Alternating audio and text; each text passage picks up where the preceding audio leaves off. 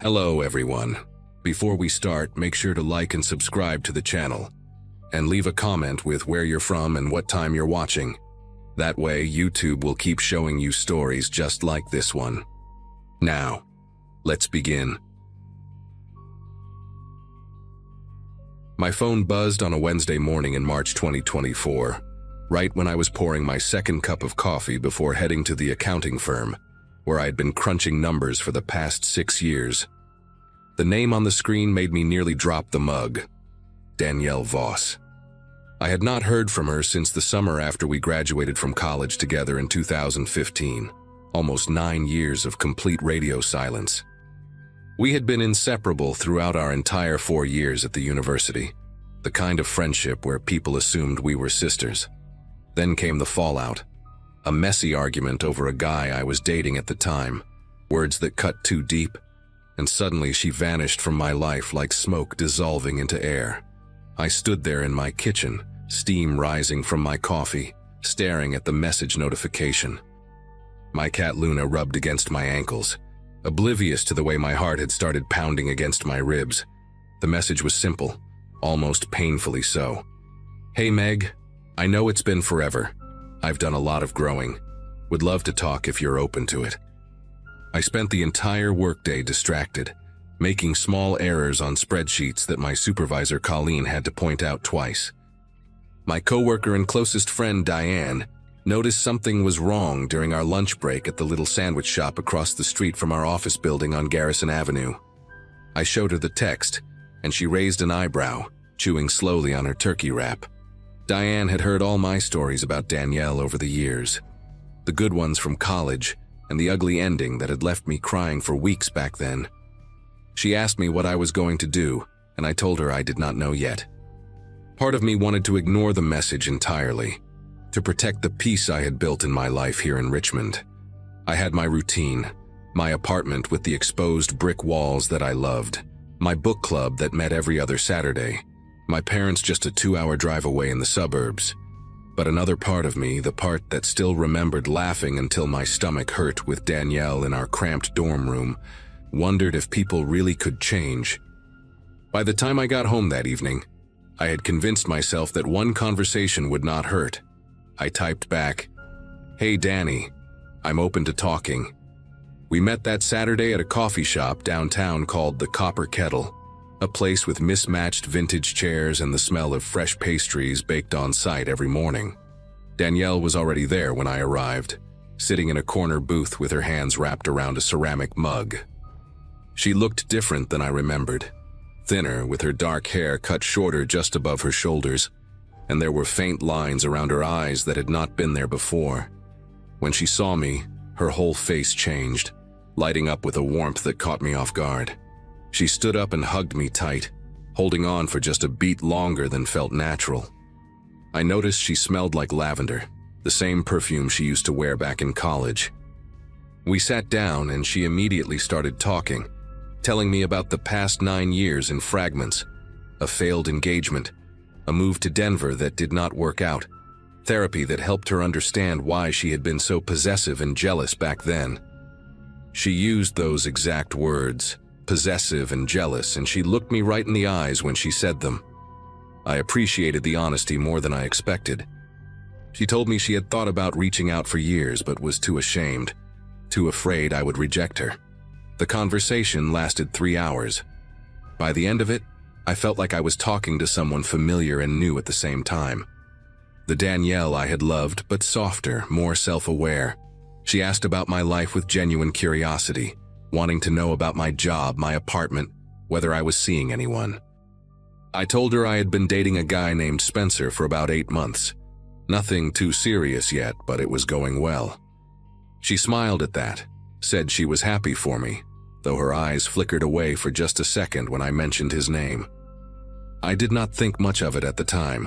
We exchanged numbers again, and she asked if we could do this more often. I said yes. Walking back to my car that afternoon, I felt a lightness in my chest that surprised me. Diane called me that night to ask how it went, and I told her it was good, really good. She was quiet for a moment on the other end of the line, then said she was glad but to be careful. Old patterns have a way of coming back, she said. I laughed it off and told her Danielle had changed. Looking at it now, I wish I had listened to Diane more carefully. I wish I had paid attention to that flicker in Danielle's eyes when I mentioned Spencer's name. Over the next few weeks, Danielle became a constant presence in my life again. We texted every day, sometimes dozens of messages back and forth. She wanted to know what I was doing, what I had for lunch, how my meetings went. At first, it felt nice, like having that close friendship back, the kind where someone actually cares about the small details of your day. She started showing up at my apartment with little gifts, a candle she thought I would like, a book by an author we used to read together, homemade cookies wrapped in wax paper. One evening she arrived with a framed photo from our sophomore year, the two of us at a Halloween party dressed as characters from some movie we had been obsessed with. I hung it on my wall because it seemed rude not to, and her face lit up when she saw it there. She began suggesting we spend more time together on weekends, and when I mentioned I had plans with Spencer on a particular Saturday, her expression changed for just a moment.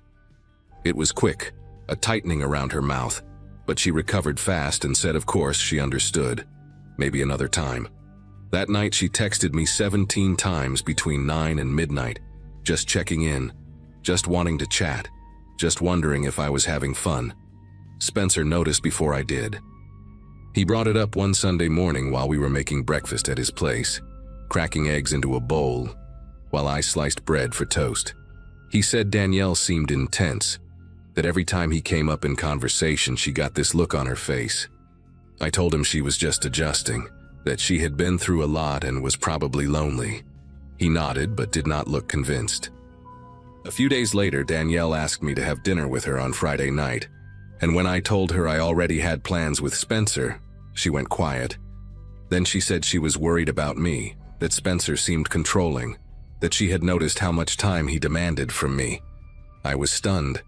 Spencer was the least controlling person I knew. He encouraged me to see my friends, never checked my phone, gave me space whenever I needed it. I told Danielle she was wrong, that she did not know him well enough to say something like that. She apologized quickly, said she was just looking out for me, said she did not want to see me get hurt like last time. Like last time. The guy we had fought over 9 years ago. I felt something cold settle in my chest, but I pushed it down and changed the subject.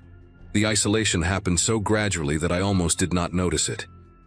Danielle started making comments about Diane, little things that seemed harmless at first. She mentioned that Diane had given her a strange look when she stopped by my office one afternoon to bring me lunch. She said she overheard Diane making a sarcastic comment about her in the break room. She wondered out loud why Diane seemed so possessive of my time, why she always wanted to have lunch with me, why she texted me so much. The irony was not lost on me, but Danielle delivered these observations with such genuine concern that I found myself second-guessing my own perceptions. One day she told me that Diane had said something cruel about my appearance behind my back, something about how I had gained weight and looked tired lately. I confronted Diane about it, and she looked at me like I had lost my mind. She swore she never said anything like that, and the hurt in her eyes was real.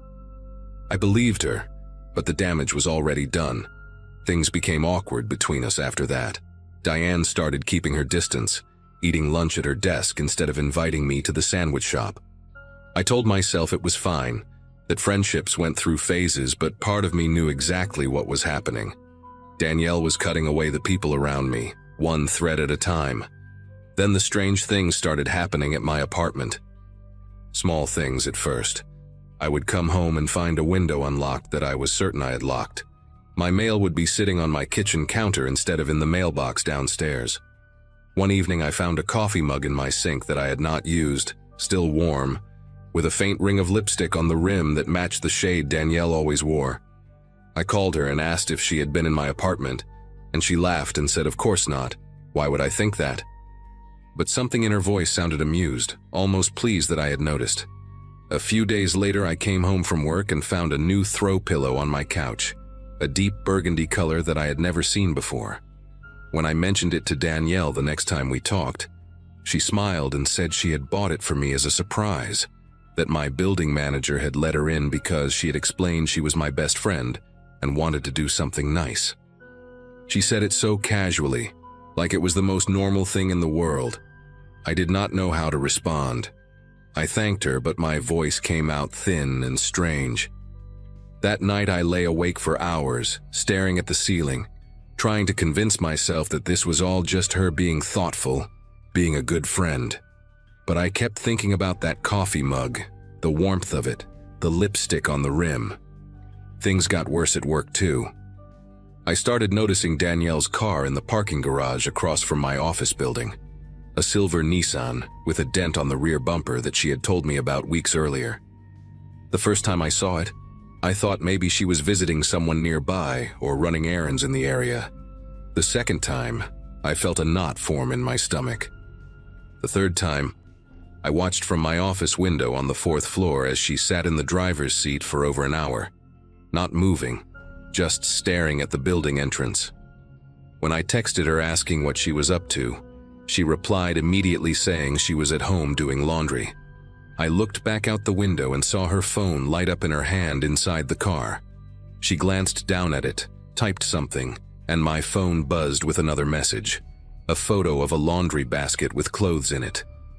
She had that photo ready. She had prepared for me to ask. That evening, she called me, her voice sweet and concerned, asking if everything was okay because I had seemed distant lately. I told her I was just stressed with work, and she offered to come over and keep me company. I said no, that I needed some time alone. There was a long pause on the line before she said she understood, but her tone had shifted into something flat and cold. She hung up without saying goodbye. Spencer and I had a fight that weekend, our first real argument since we started dating. He told me he was worried that Danielle was not healthy for me, that he had done some searching online and found her social media accounts from Denver. He showed me the posts, dozens of them about a woman named Christy, someone Danielle had described as her best friend out there. The posts started warm and affectionate, then became accusatory and bitter, filled with comments about betrayal and abandonment.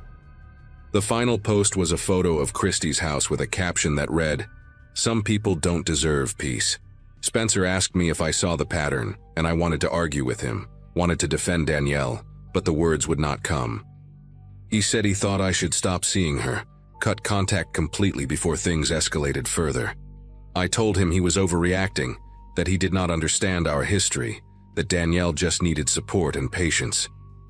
We went back and forth until he grabbed his keys and left, saying he could not watch me do this to myself. I sat alone in his apartment for a long time after he walked out, scrolling through the screenshots he had sent me, reading those posts over and over again. Christy. I wondered what had happened to her. I wondered if she had seen the warning signs too and ignored them, just like I was doing. The breaking point came on a Monday evening in late April. I had left work early because of a headache that had been building all day. A dull pressure behind my eyes that made it hard to focus on my computer screen.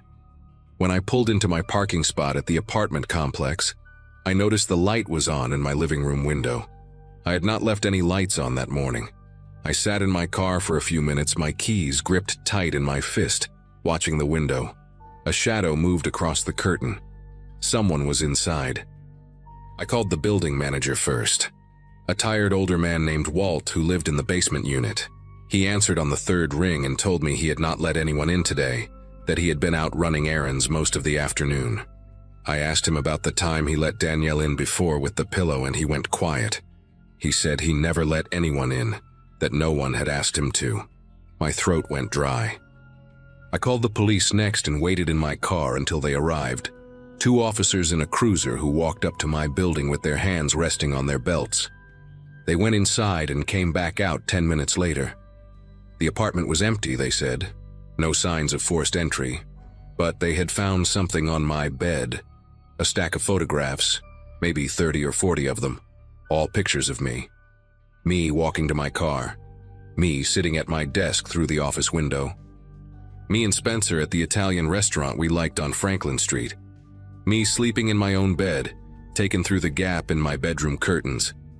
The officers asked if I knew who might have done this, and I said the name out loud for the first time like it was a confession.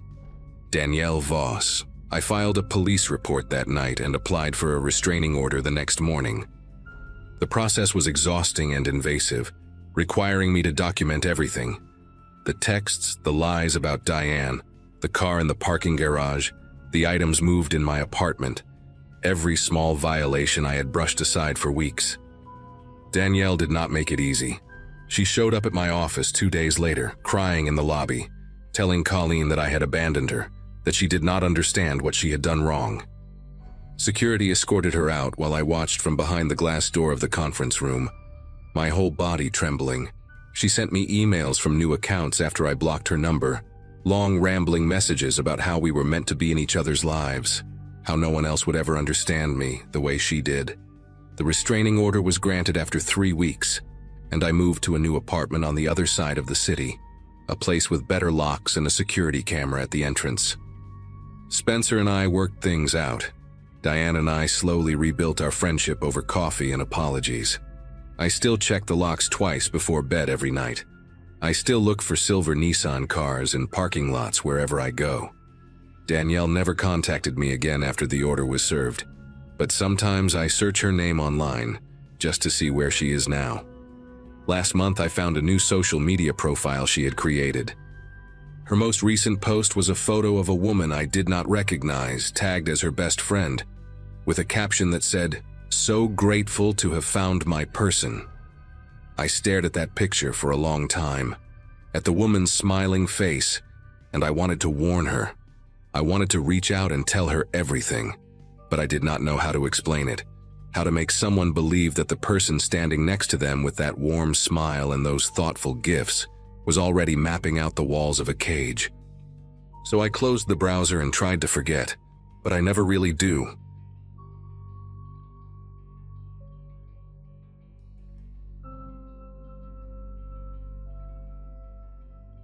Anyone who graduated from Jefferson High in 2011 probably remembers Darren Foley.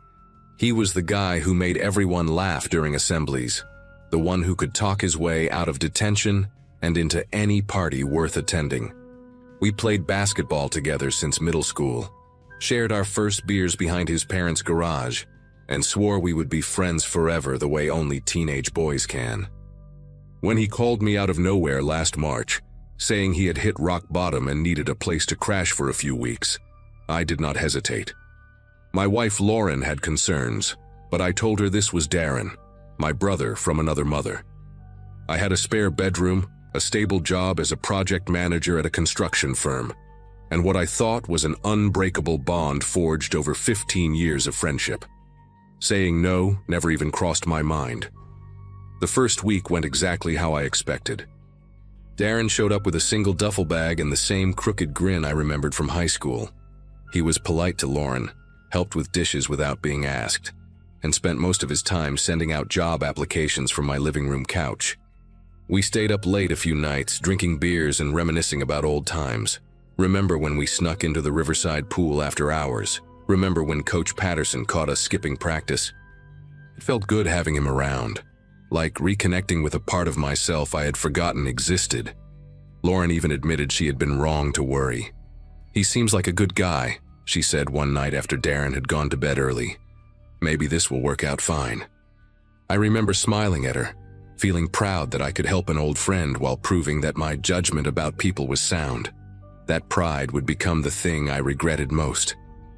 The shift happened gradually, so slowly that I almost missed it. By the second week, Darren stopped cleaning up after himself. Dishes piled in the sink, his dirty clothes appeared in random corners of the house, and the guest bathroom developed a smell that made Lauren gag every time she walked past. When I mentioned it casually, he laughed it off and said he would get to it later. Later never came. Then the job application stopped. I noticed because the laptop I had lent him sat untouched for days, the screen dark, while Darren spent hours scrolling through his phone on my couch. He started sleeping until noon, sometimes later, and would raid the fridge at 2 in the morning. I know because the noise woke me up more than once. Lauren stopped saying anything positive about him. She just gave me this look, the kind married people develop after years together, the one that says "I told you so" without using words. Week 3 brought the first real argument between Lauren and me. She wanted Darren out. I wanted to give him more time. He is going through something, I said. You do not just abandon people when they are struggling. She reminded me that we had agreed on 2 weeks maximum, that our savings were not infinite, that the grocery bills had nearly doubled since he arrived. I accused her of being heartless. She accused me of being blind. That night, Darren overheard us fighting through the walls. Our house was not big, a modest 3-bedroom in a quiet neighborhood outside of Nashville, and the next morning he apologized with tears in his eyes. He promised to do better, to find work within the week, to respect our space. I believed every word because I needed to believe it, because admitting I was wrong meant admitting that the Darren I knew in high school no longer existed, and I was not ready for that funeral. The promises lasted exactly 4 days. I came home from work on a Thursday evening to find 2 strangers sitting in my living room. They were both men, late 20s maybe, with the kind of hollow eyes that come from too many sleepless nights and bad decisions. One of them had a neck tattoo of a snake swallowing its own tail, and the other kept bouncing his knee in a way that made the whole couch vibrate. Darren introduced them as buddies from a job he had worked last year, said they were just hanging out for a bit. Nobody asked my permission. Nobody acknowledged that this was my house, my space, my furniture they were putting their feet on. Lauren was still at work. She had picked up extra shifts as a nurse at the county hospital, partly because we needed the money now, and I remember being grateful she was not there to see this.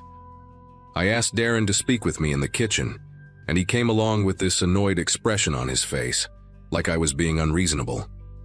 "These are my friends," he said. "What is the big deal?" I told him the big deal was that he could not just invite random people into my home without asking. He stared at me for a long moment, then shrugged and said, "Fine, whatever. They will leave soon." They did not leave soon. Those 2 men stayed until past midnight, and when they finally walked out the front door, I noticed that a bottle of whiskey I kept in the cabinet, a gift from my father-in-law, a 20-year single malt I was saving for a special occasion, had been emptied and left on the coffee table. I did not mention it to Darren that night because I was too tired to fight, but something had changed in the air of my own home, a tension that had not been there before. Started locking my bedroom door at night, something I had never done in 6 years of living there. Lauren noticed and asked why. I lied and said I had read an article about home security, that it was just a precaution. She knew I was lying. I could see it in the way she looked at me, the way her jaw tightened when Darren walked into the room the next morning. We were both holding our breath now, waiting for something we could not name, and the walls of our little house seemed to shrink a bit more every day. Darren started testing boundaries in ways that felt deliberate. He would walk into our bedroom without knocking, claiming he needed to borrow a phone charger or ask a quick question. He began making comments about Lauren when she was not around. Nothing overtly threatening, just observations that left a sour taste in my mouth. "She looks stressed lately," he would say. "She should smile more." Or he would mention how nice she looked in a particular dress, then hold eye contact with me a beat too long, like he was waiting to see if I would react. One evening I found him standing in the hallway outside our bathroom while Lauren was showering. He said he was waiting to use it, but the guest bathroom was empty, and he knew that. When I confronted him, he laughed and called me paranoid.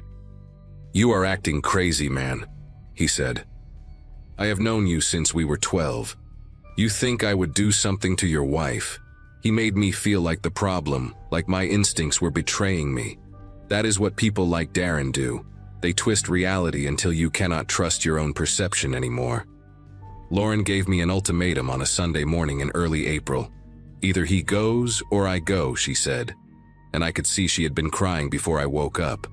She told me things I had not noticed or had chosen to ignore. How Darren had made comments to her directly when I was not home. How he had stood too close in the kitchen once, blocking her path to the door, and only moved when she raised her voice. How she no longer felt safe in her own house. I wanted to defend myself, to say I did not know. But the truth was uglier than that. I had suspected something was wrong and done nothing because confronting it meant confronting my own failure. That afternoon, Lauren packed a bag and drove to her sister's place in Memphis. She said she would come back when Darren was gone, not before. I stood in the driveway and watched her car disappear around the corner, and the silence she left behind was the loudest thing I had ever heard. I went back inside with every intention of telling Darren to leave. The words were rehearsed in my head, firm and final. "This is not working out. You need to find somewhere else to stay. I am sorry, but you have to go today." But when I walked into the living room, he was not alone. The two men from before were back, plus a woman I had never seen, skinny with dark circles under her eyes and fingernails bitten down to raw pink. They were drinking my beer, watching my television, and Darren sat in the middle of them like a king on a borrowed throne. He looked up at me and smiled, not the crooked grin from high school, but something harder, something that had no warmth behind it. "I heard Lauren left," he said. "That is too bad. She seemed nice." The way he said it made my stomach turn. I told him we needed to talk in private, and he waved his hand dismissively. "Whatever you have to say, you can say in front of my friends. They are practically family at this point." The woman laughed at that, a high-pitched sound that bounced off the walls. I said it anyway, right there in front of all of them. I told Darren he had to leave, that I wanted everyone out of my house by the end of the day. For a moment, nobody moved. Then Darren stood up slowly, and I noticed for the first time how much bigger he had gotten since high school. Not fat, but thick, solid in a way that made me aware of my own average build. He walked toward me until we were standing close enough that I could smell cigarettes on his breath, a habit he must have picked up recently because he never smoked when we were younger. "You are kicking me out," he said, more a statement than a question, "after everything I have done for you." I almost laughed at the absurdity of it, but the look in his eyes stopped me. There was nothing there I recognized. No friendship, no gratitude, no memory of shared history. Just cold calculation and something that looked a lot like contempt. He shoved me then, both hands flat against my chest, hard enough to send me stumbling backward into the wall. The back of my head hit the corner of a picture frame, and I felt a sharp sting followed by something warm trickling down my neck. The next few minutes became a blur of noise and movement. One of the men grabbed my arm while the other blocked the front door.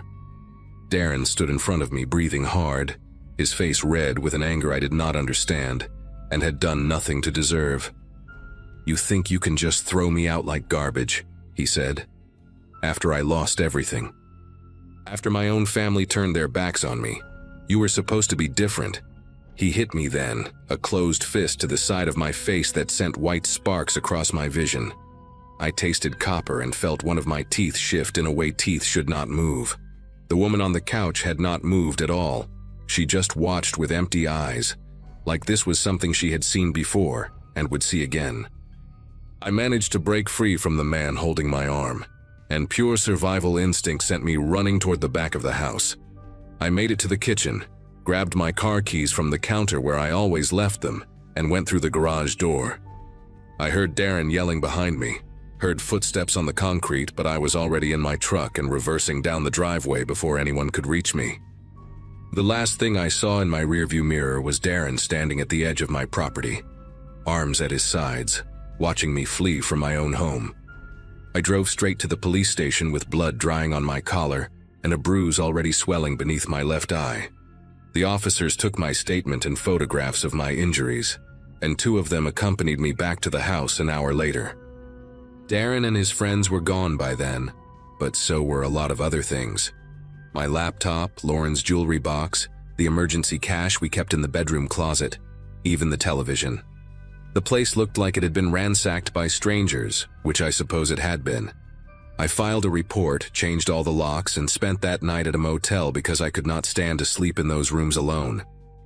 Lauren came back 3 days later, and we held each other in the empty living room without saying much. The police eventually found Darren 2 weeks after that, picked him up on unrelated charges in a town about 40 miles south. I never saw him face to face again, never got most of our things back, never received an apology or explanation. What I got instead was a restraining order and a hard lesson about the distance between who people were and who they become.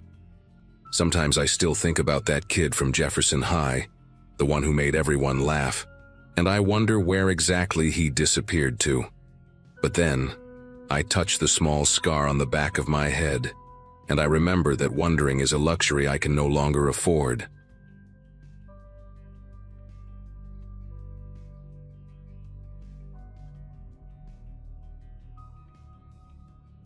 My friend Danielle texted me out of nowhere in March of 2023, after almost 6 years of radio silence.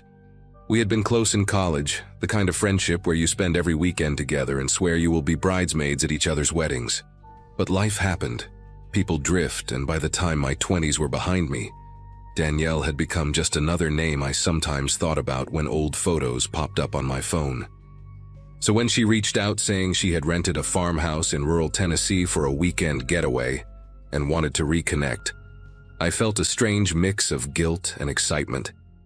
She mentioned she had gone through some rough years and was finally in a good place, that she missed the old days and wanted to gather a few of us together. I said yes almost immediately, thinking it would be nice to see her again, maybe make up for lost time. Looking at it now, I realize how desperate the whole thing sounded, but back then I just saw an old friend reaching out. The drive from Nashville took about 2.5 hours, mostly on smaller roads that got progressively emptier the further I went. Danielle had sent me the address and told me to ignore my GPS for the last stretch because it would try to take me through a flooded road. I followed her directions instead, turning onto a gravel path that cut through dense woods and overgrown fields. The house appeared suddenly after a bend, a 2-story wooden structure with peeling white paint and a wraparound porch that sagged in the middle. There were no other cars in the driveway. I checked my phone and saw it was almost 4 in the afternoon, so I figured maybe I was the first one to arrive. I grabbed my overnight bag and walked up the creaking steps, noticing how quiet everything was out here. Not even birds or insects making noise. Danielle opened the door before I could knock, and she looked different from how I remembered her. Thinner, with dark circles under her eyes and hair that seemed like it had not been washed in days. She hugged me tight, maybe a little too tight, and said she was so glad I came.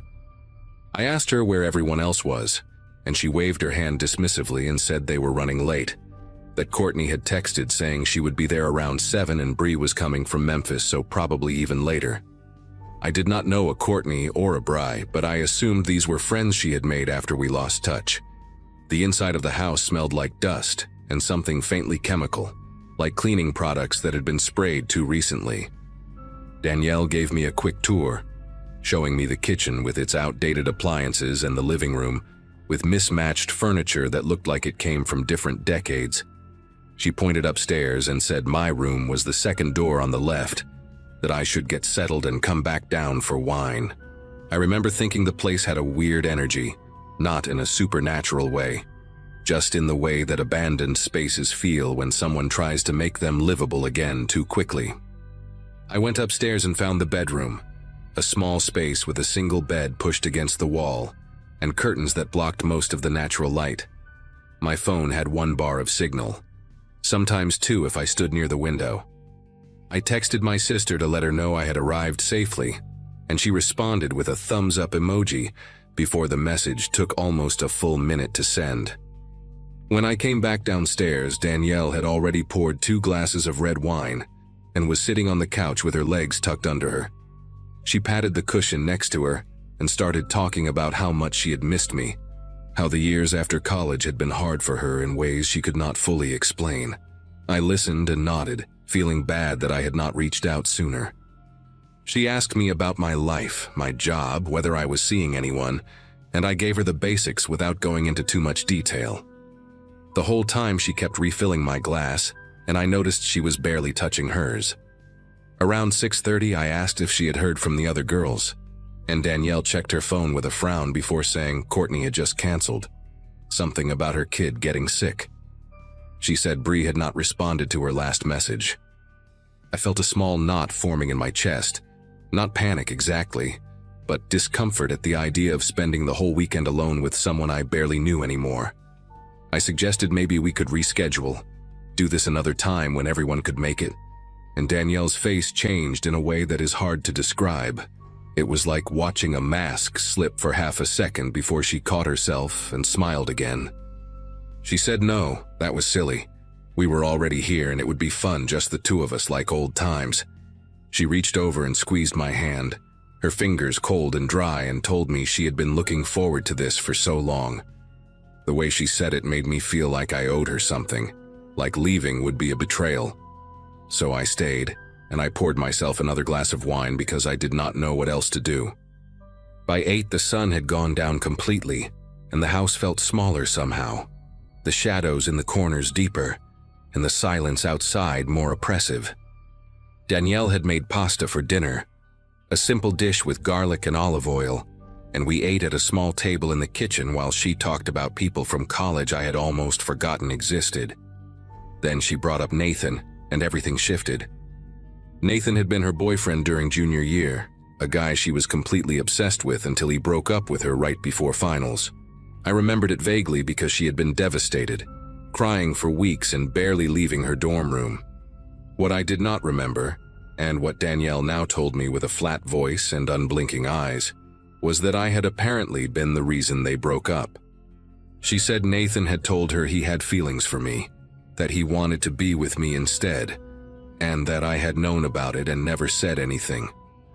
I started to tell her that was not true, that I had no idea what she was talking about, but she cut me off and said she did not want to hear excuses, not tonight. I tried to stay calm because I genuinely believed this was some kind of misunderstanding that we could talk through like adults. I told her I never had any romantic contact with Nathan, that I barely even spoke to him outside of group hangouts, and that if he said something to her about me, it was news to me. Danielle just stared at me with this expression that was almost amused, like I was a child telling an obvious lie. She pulled out her phone and showed me screenshots of old messages, conversations between her and Nathan from 2014, where he mentioned my name multiple times, saying things like how pretty I was and how he wished he had met me first. Reading those messages made me feel sick, not because I had done anything wrong, but because I realized Danielle had been holding on to this for almost a decade. She had saved these screenshots, carried them with her through the years, let them fester inside her head until they became something monstrous. I handed the phone back and told her I was sorry Nathan said those things, but I had no control over his feelings, and I never encouraged them. She took the phone and set it face down on the table, then asked me why I thought she had invited me here. The question hung in the air, and I did not answer because suddenly I was scared to. I looked toward the front door, calculating the distance and wondering where my car keys were.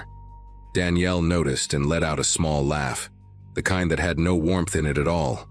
She said my keys were in her purse, that she had taken them when I went upstairs to settle in, just as a precaution. My heart started beating faster and I stood up from the table, trying to keep my voice steady, as I told her this was not okay, that I wanted to leave right now. She stayed seated, completely relaxed, and said the nearest town was about 15 miles away, and there were no streetlights on that road, so walking was not really an option. She said I should sit back down and finish my wine, that we still had a lot to talk about. I thought about running anyway, grabbing my bag and just going, but it was pitch black outside and I had no idea where I was. I also thought about calling someone, but my phone was upstairs and the signal was barely functional. So I sat back down, my pulse pounding in my ears, and waited to see what she would do next.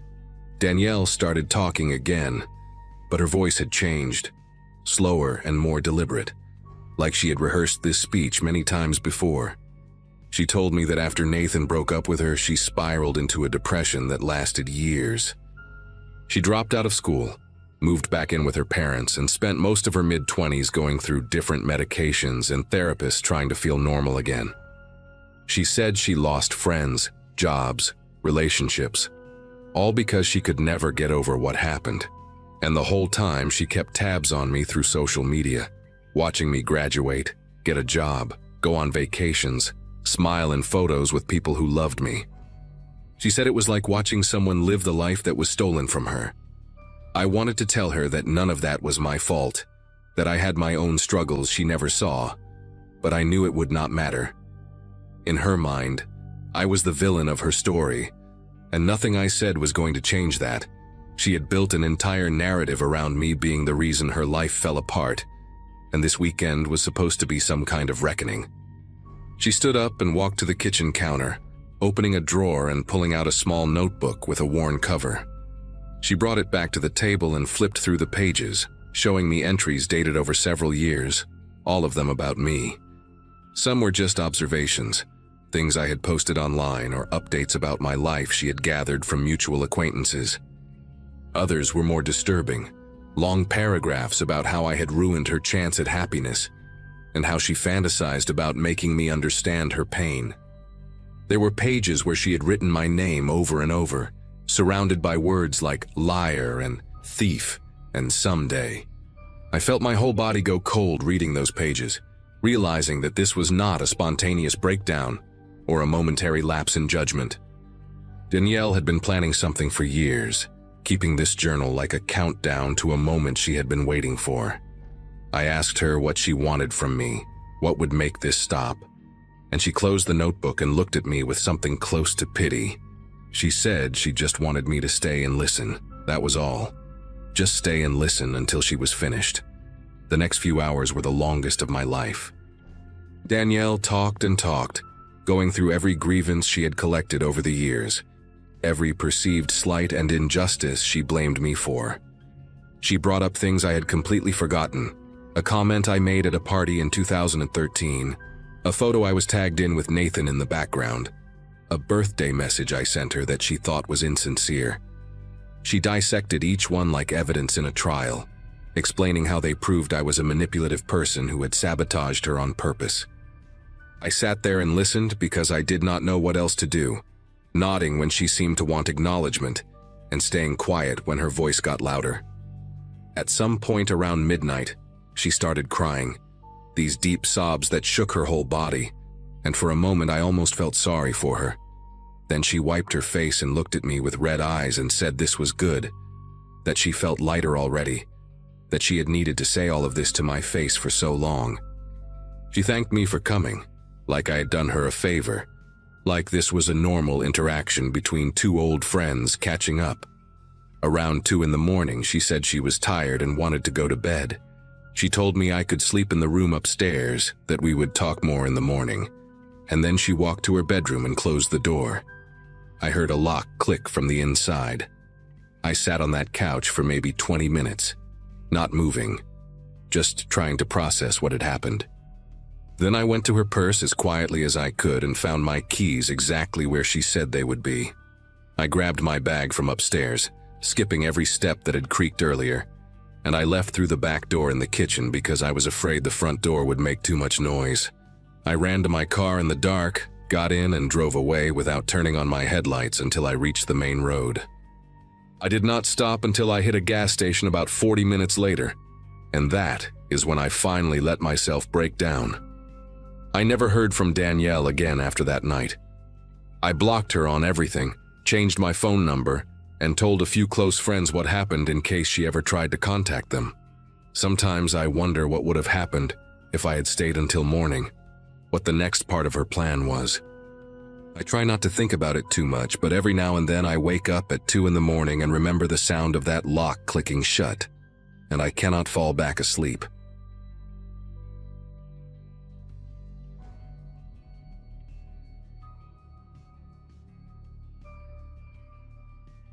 After my 10-year high school reunion got canceled in 2018, I decided to reach out to some people I had lost touch with. I was working as an electrician in Knoxville, Tennessee, living in a small apartment near the river, spending most of my free time either fishing or playing video games alone. My graduating class had scattered across the country, and social media made it easy to see who got married, who had kids, who was doing well. But there was one name I kept searching for that never showed up anywhere: Colton Price. We had been inseparable from 7th grade through graduation, the kind of friendship where you finish each other's sentences and share secrets you would never tell anyone else. He was the best man at my wedding, even though that marriage only lasted 2 years. Then, sometime around 2014, Colton fell into something bad. Prescription pills at first, then harder stuff. I tried to help. His family tried to help, but he pushed everyone away. One day, he just vanished. No phone, no address, no trace. His mom told me she had given up hope of ever seeing him again. So when I got a message from an account with his name on it in late September, I stared at my phone for a solid 5 minutes before responding. The profile picture was blank, just a gray silhouette, and the message itself was strange. It said, "Hey brother, I'm back. Would love to catch up if you're open to it. I'm in a much better place now."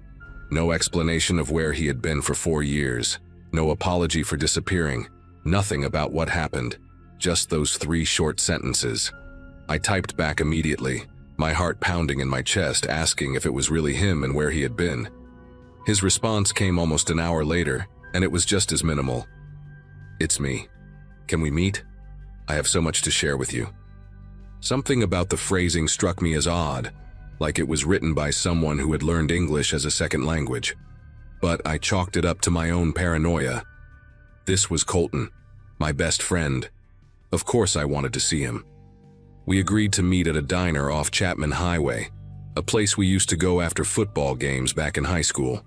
I got there early, grabbed a booth by the window and ordered coffee I did not really want, just to have something to do with my hands. The waitress was an older woman with a name tag that said Doris, and she kept refilling my cup without asking, which I appreciated because it gave me an excuse to keep looking at the door.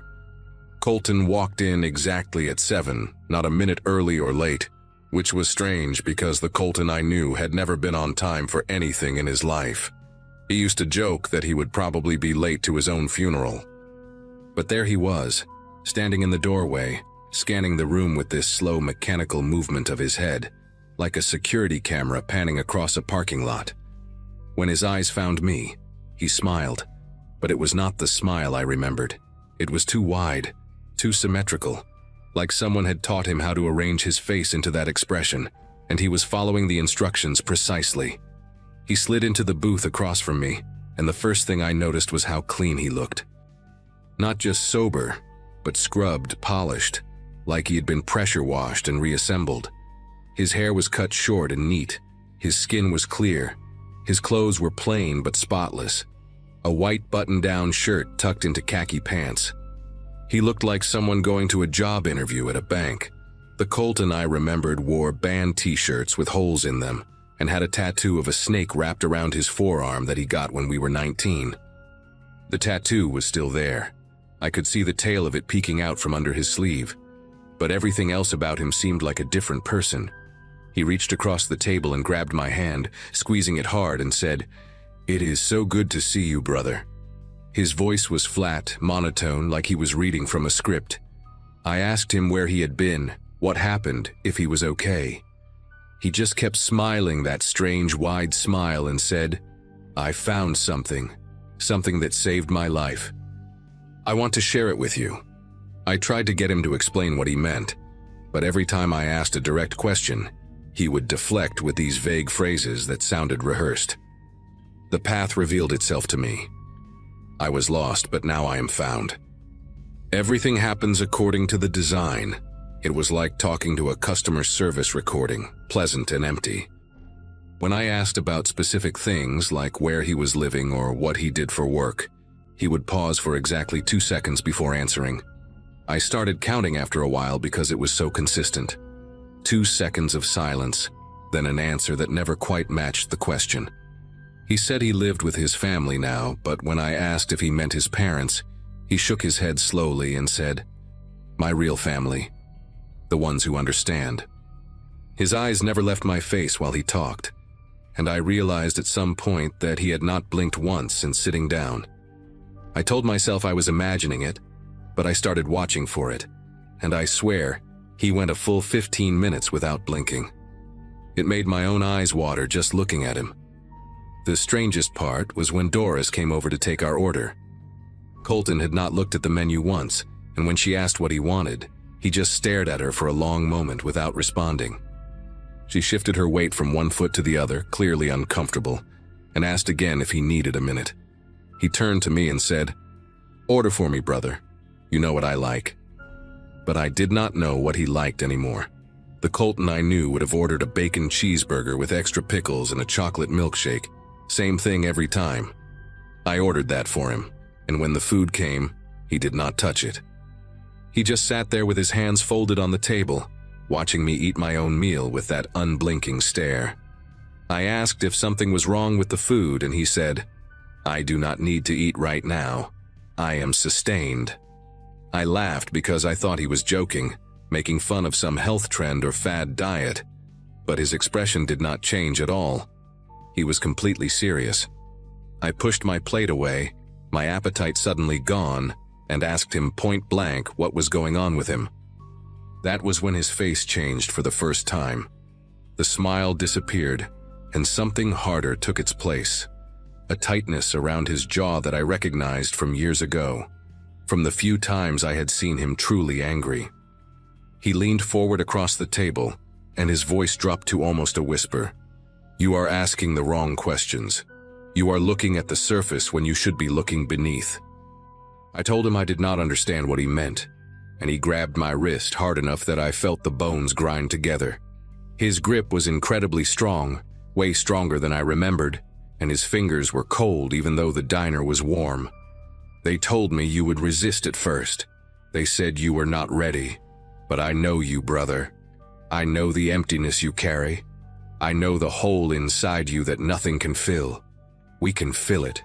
We can make you whole." I pulled my arm back and he let go, but he kept staring at me with this intensity that made me want to look away. I asked who they were. He smiled again, but this time it was different, smaller, almost secretive. "Soon," he said. "When you are ready, I will take you to meet them." I should have walked away right then. I should have thrown some cash on the table, told him to get help, and never looked back. But this was Colton, my best friend since we were 12 years old. The guy who held my hand at my dad's funeral when I was 17, who let me sleep on his couch for 3 weeks after my divorce, who knew things about me that I had never told another living soul. I could not just abandon him, not when he was clearly mixed up in something bad. So I agreed to meet him again, thinking maybe I could figure out what was happening. Maybe I could help him the way I failed to help him when the drugs took over. We set a time for the following Saturday, same place, and he stood up from the booth without another word. He walked out of the diner and I watched him through the window, expecting him to get into a car or walk toward the bus stop. Instead, he just stood on the sidewalk, perfectly still, facing away from me. A white van pulled up about a minute later, unmarked, no windows in the back. The side door slid open and Colton climbed in without hesitation, like he had done it 1,000 times before. The van drove away and I sat there in that booth for another hour, trying to convince myself that what I had just witnessed was normal. The week between our meetings was one of the longest of my life. I could not stop thinking about Colton, about the way he talked, the way he moved, the emptiness behind his eyes. I started researching online, typing things like "friend joined a cult" and signs of brainwashing into search engines at 2 in the morning when I could not sleep. The articles I found described exactly what I had seen. The rehearsed phrases, the emotional flatness, the use versus them mentality, the mysterious family that replaced all previous relationships. Some of these groups targeted addicts specifically, people who were already broken and desperate, people who would do anything to escape the pain they were in. They offered structure, purpose, belonging. They offered to fill the hole. And once they had you, they did not let go. I thought about calling his mom, warning her that he was back but that something was seriously wrong. But I did not know what I would even say. "Your son is alive, but he talks like a robot and got picked up by a windowless van." She would think I was crazy. Maybe I was crazy. Maybe Colton had just found religion or gotten really into meditation or something, and I was making it into something sinister because I felt guilty for not saving him from the drugs. Saturday came and I drove back to the diner, my stomach churning the whole way. Colton was already there when I arrived, sitting in the same booth, wearing the exact same clothes as before, the white button-down and khaki pants. I wondered if he owned anything else, or if this was some kind of uniform. He smiled when he saw me, that wide mechanical smile, and gestured for me to sit down. This time he had brought something with him, a small leather-bound book that he placed on the table between us. The cover was blank, no title or author, just worn brown leather that looked like it had been handled by many hands over many years. He pushed it toward me and said, "This will help you understand. This is how it began for me." I picked it up and flipped through the pages. The text inside was handwritten, dense paragraphs in tiny, careful script, but the words did not make sense. They were English words arranged in patterns that almost formed sentences but kept sliding away from meaning, like trying to read in a dream. There were diagrams too, circles within circles, arrows pointing inward, stick figures arranged in geometric formations. I asked Colton what this was supposed to be. He reached across the table and closed the book gently, his hand resting on mine. "You are not ready to read it yet. You need to hear it first. You need to hear him speak." I asked who him was, and Colton's eyes lit up in a way I had not seen since we were teenagers, this sudden spark of genuine emotion breaking through the flatness. "The guide," he said, and the way he pronounced those two words made them sound capitalized, sacred. "He found me when I was dying. I was living under a bridge in Nashville, shooting anything I could get my hands into my veins, waiting for my heart to finally give out. And he came to me. He sat with me in the dirt and the filth, and he told me that my suffering had a purpose, that I had been broken so I could be rebuilt, that everything I had lost was just preparation for what I would gain."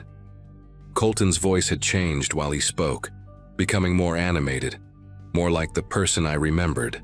But there was something underneath it that scared me, a fervor that reminded me of the old street preachers who used to stand on corners downtown screaming about the end of the world. I asked what this guide wanted from him. Colton tilted his head slightly, like a dog hearing a strange sound. "He does not want anything from me. He gives. He only gives. He gave me clarity, purpose, family, and now he wants me to give those things to you." He reached into his pocket and pulled out a folded piece of paper. "There is a gathering tomorrow night. Come with me. Just listen. If you do not feel anything, I will never ask you again." I took the paper without thinking, some automatic reflex from years of accepting things that Colton handed me. It was an address, handwritten in the same careful script as the book, somewhere out in Sevier County near the foothills of the Smokies. Below the address was a time, 9 at night, and below that a single sentence: "Come with an empty vessel and leave with purpose." I looked up at Colton and saw something I had not noticed before, a small scar on the side of his neck, right below his ear. It was pale and perfectly circular, about the size of a cigarette burn, and when I looked closer I could see that it was not alone. There were more of them, a line of identical circles disappearing under his collar, evenly spaced like buttons. I asked him what happened to his neck, and the spark in his eyes vanished instantly, replaced by that flat, empty stare. "Proof of commitment," he said. "Proof that the body is just a container." He stood up from the booth, tucking the leather book back into his jacket. "Tomorrow night, I will be waiting outside at 9. Do not be late, brother." He walked out of the diner and I watched him climb into the same white van that had been idling in the parking lot the entire time we talked, its engine running, someone behind the tinted windshield I could not see. I did not go to the gathering. I sat in my apartment that Sunday night with all the lights on, staring at the folded piece of paper on my kitchen table, watching the clock tick past 9. Part of me wanted to go, wanted to understand what had happened to my friend, wanted to believe that maybe I could pull him out of whatever this was. But a bigger part of me knew that was exactly what they were counting on. That was how it worked. They send someone you love, someone you trust, someone you would follow anywhere, and they use that connection to reel you in. I thought about Colton sitting in that parking lot, waiting for me in the van, watching the road from my headlights. I thought about him going back inside and telling them that I did not show up, that I was not ready yet, that they needed to try a different approach. Around midnight, I got a text from his number, just 3 words. "You will come." Not a question, not even really a statement, a certainty. I blocked the number and sat there in the dark for a long time, thinking about all the ways I had failed him over the years, all the moments I could have done something differently, all the choices that led us both to this point. The next morning I called his mother. I told her everything, the meetings, the van, the scars, the book, the gathering I did not attend. She was quiet for a long time after I finished, and when she finally spoke, her voice was thick with tears.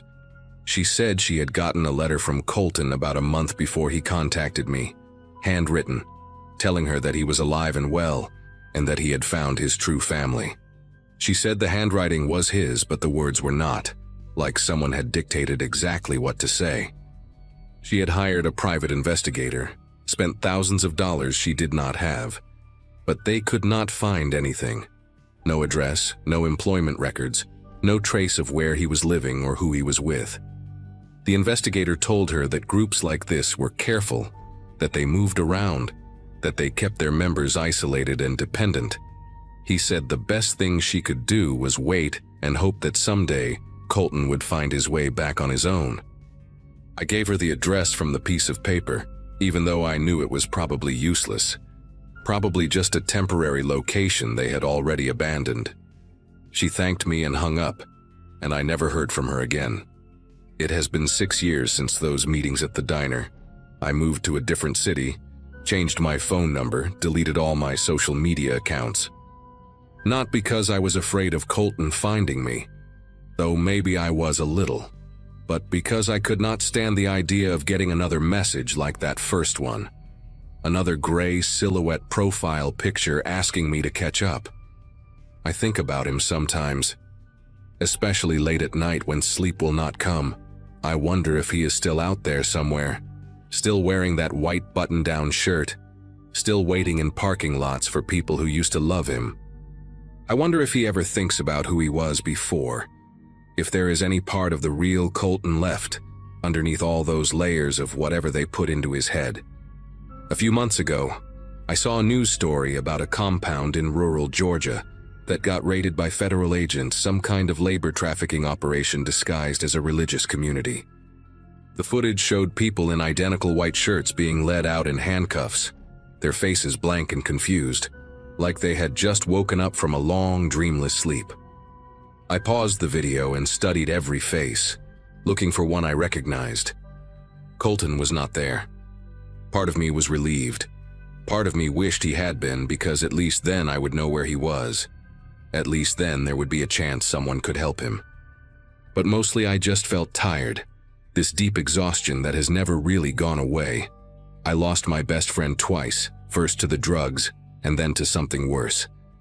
And the hardest part, the thing that keeps me up at night, is knowing that he is still out there somewhere, still breathing, still walking around with my phone number memorized in his head, and that someday, maybe tomorrow, or maybe 10 years from now, I might get another message asking me to come back, asking me to listen, telling me that I will come, and I do not know if I will be strong enough to say no again.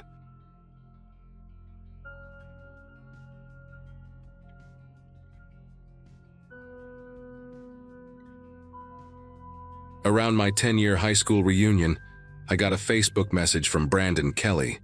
We had been decent friends back in the day, sat next to each other in chemistry, played on the same basketball team sophomore year.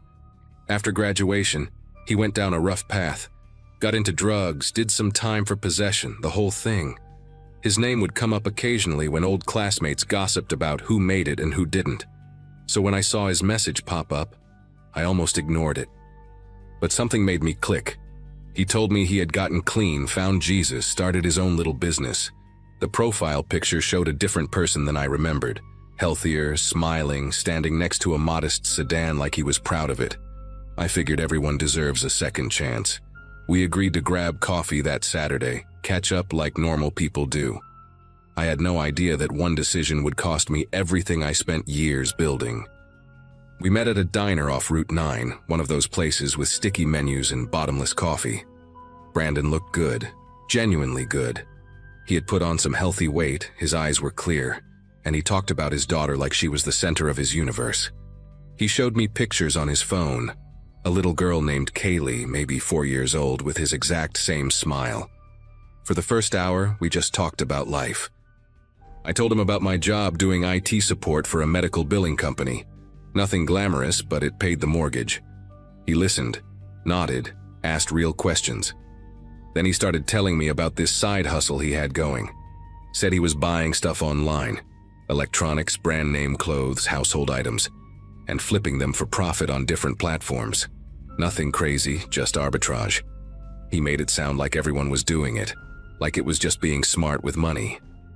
He asked if I wanted in on it, said he could show me the ropes. The extra cash would help, he said, and my car needed new brakes and my credit card balance was getting out of control. I said I would think about it. By the end of that week, I had already joined the private Discord server he sent me. The Discord had maybe 40 people in it, all using usernames instead of real names. Brandon was FlipKing499, and he told me to pick something generic, so I went with Midwest Grind. The setup seemed legit at first. People would post deals they found, a pallet of returned merchandise from a big retailer going for pennies on the dollar, limited edition sneakers dropping at specific times, electronics with pricing errors that you could snag before the company fixed it. The idea was simple: buy low, sell high, repeat. Brandon walked me through my first flip in a private voice chat. We bought a batch of Bluetooth speakers from a liquidation site for about $80 total, then listed them individually on 3 different marketplaces. Within 2 weeks, I made almost $300 profit. It felt like free money. I remember telling my wife Amy about it, showing her the PayPal balance on my phone. She was skeptical but happy. We used that first profit to finally fix the brakes on my car. That felt like proof that this whole thing was real, that Brandon had actually figured something out. For the next couple months, everything ran smooth. I was making an extra $500, sometimes $800 a month just working a few hours after my regular job. The Discord group had rules. No talking about the server outside of it, no screenshots, no inviting anyone without approval from the admins. Brandon said it was just to protect the deals, keep the competition low. Made sense to me. I got to know some of the regulars through text chat. There was a guy called Texas Toast who claimed to be a former accountant, and a woman named Sparkle Mom, who said she was a single mother of 3 just trying to make ends meet. We shared tips, celebrated wins, complained about shipping costs. It felt like a little community. Brandon and I started talking almost every day, sometimes about business, sometimes just life stuff. He told me about his struggles with sobriety, how his ex barely let him see Kaylee, how this reselling thing had given him purpose. I believed every word. I wanted to believe it. Because if Brandon could turn his life around like that, maybe there was hope for anyone. Maybe I was helping him stay on the right path just by being his friend again. Things started shifting around month 4. Brandon messaged me late one night, said he had access to something bigger. A contact who worked at a distribution center was willing to sell inventory lists before they went public. Not the products themselves, just information about what was coming, when, and at what price points. Brandon said it was like insider trading but for retail goods. He laughed when he typed it, added a bunch of crying, laughing emojis. I asked if it was legal and he said it was a gray area, that corporations did way worse every single day. The first time we used the list, we made over $2,000 in a single weekend.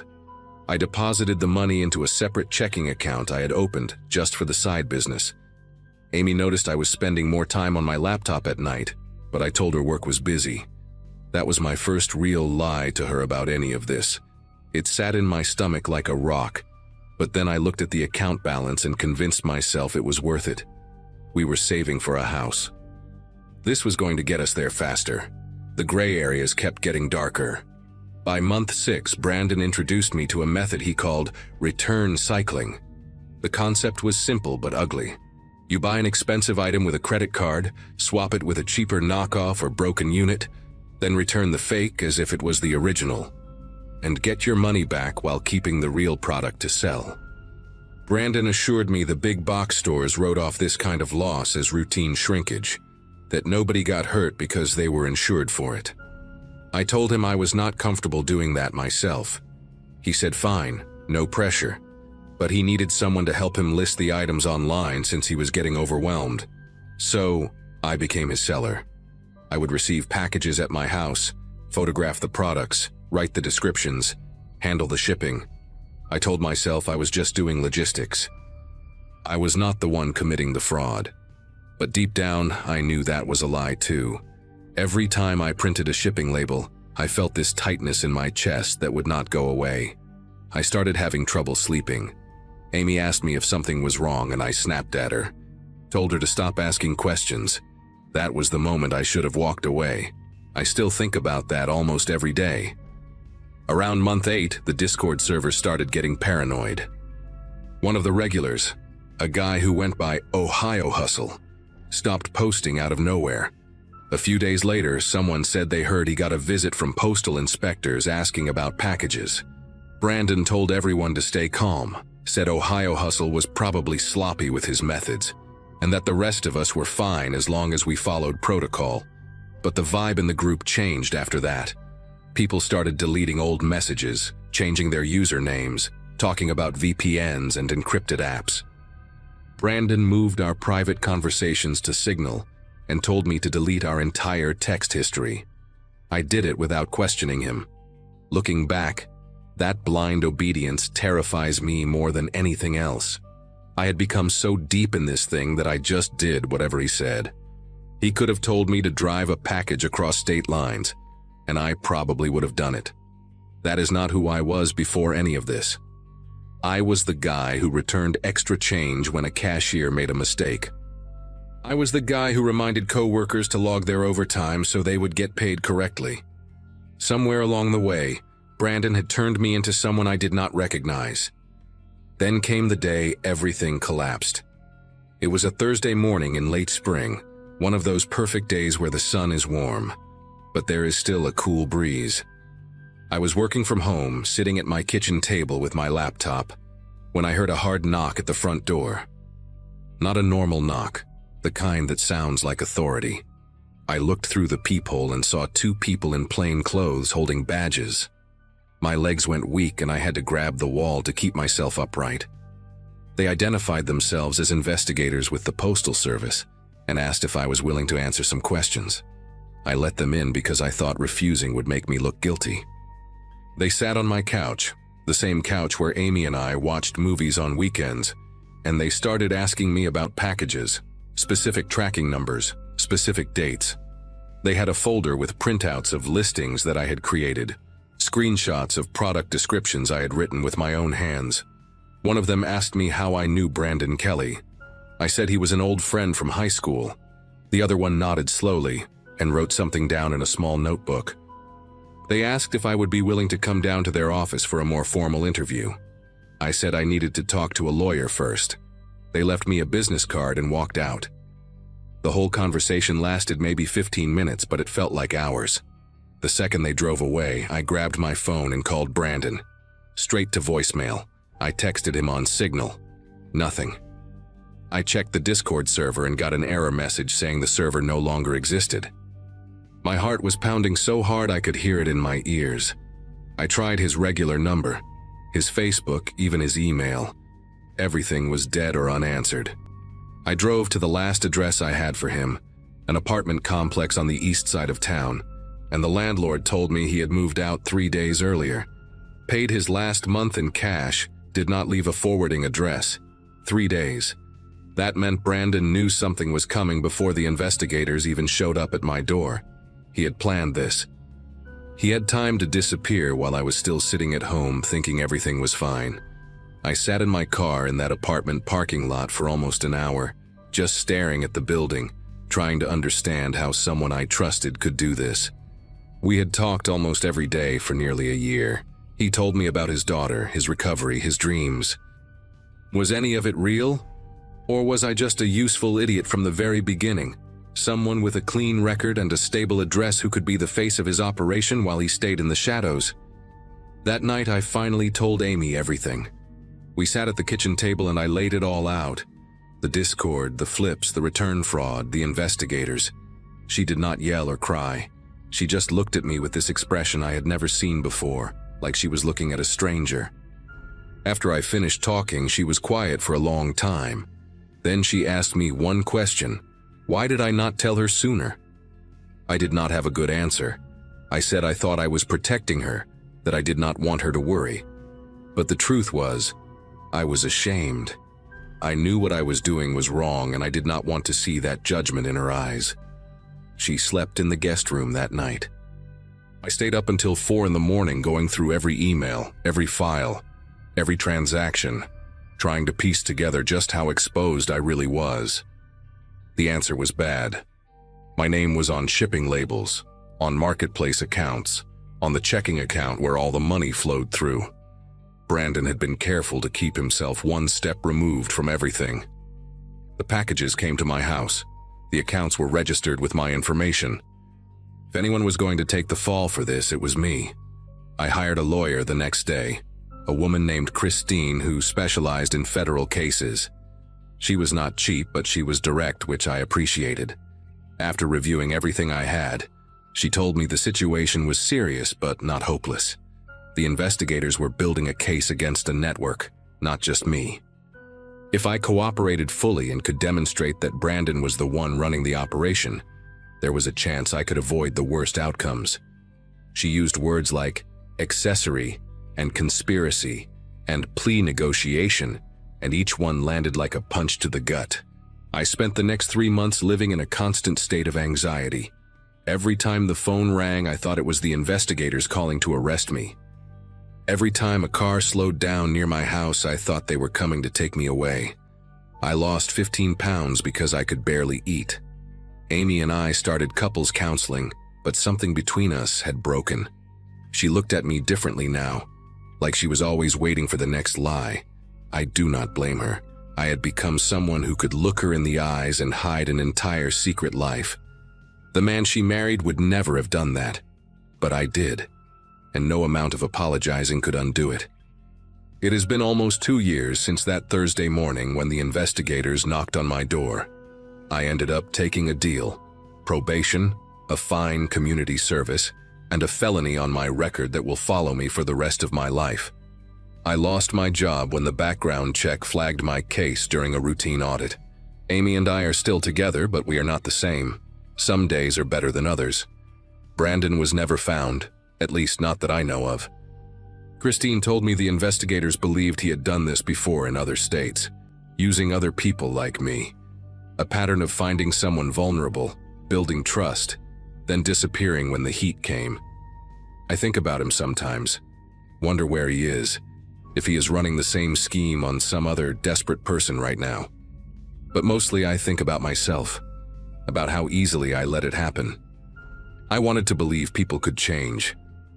I wanted to believe that extra money would solve my problems. I wanted to believe I was just helping a friend, and that wanting, that desperate need to believe in something good, is exactly what he used against me.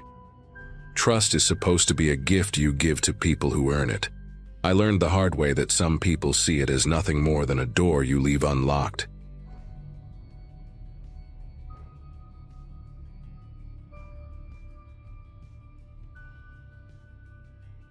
Sometimes your past finds you in the most ordinary places.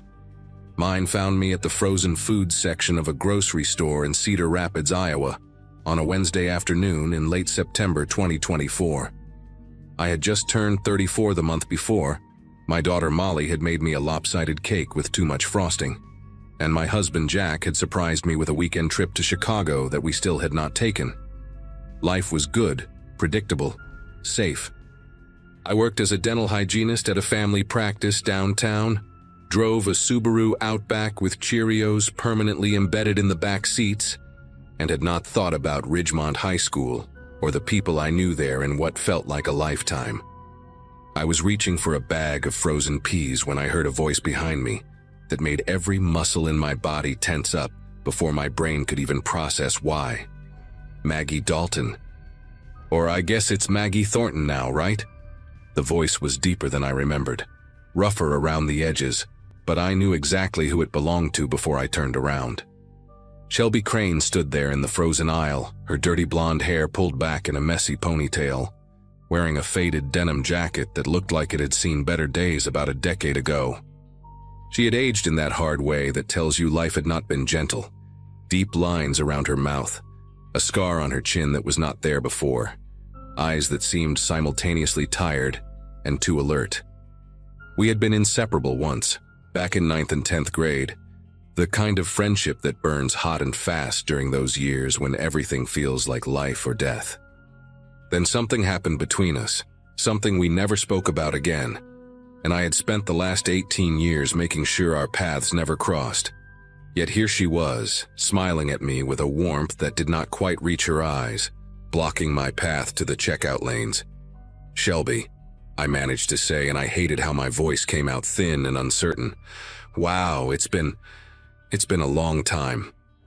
She stepped closer and I caught a whiff of cigarette smoke mixed with something floral, maybe jasmine, a combination that instantly transported me back to her childhood bedroom, where we used to stay up all night talking about boys and planning futures that never materialized.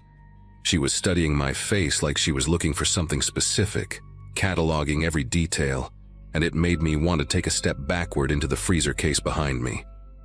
I clutched the bag of frozen peas against my chest like some kind of pathetic shield.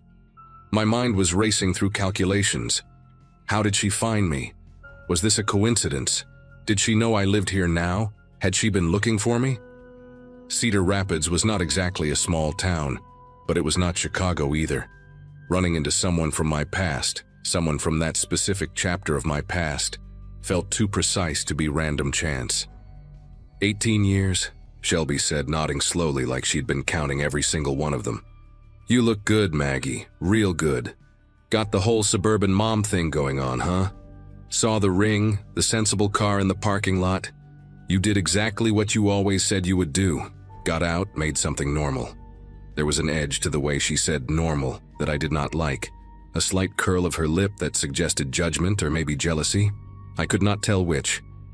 She reached out and touched my arm, her fingers cold even through my sweater, and I noticed her nails were bitten down to the quick, the cuticles ragged and raw.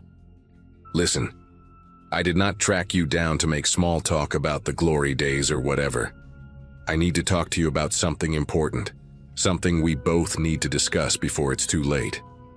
The fluorescent lights above us flickered once, and in that brief stutter of light and shadow, Shelby's face looked almost skeletal, desperate in a way that frightened me more than I wanted to admit.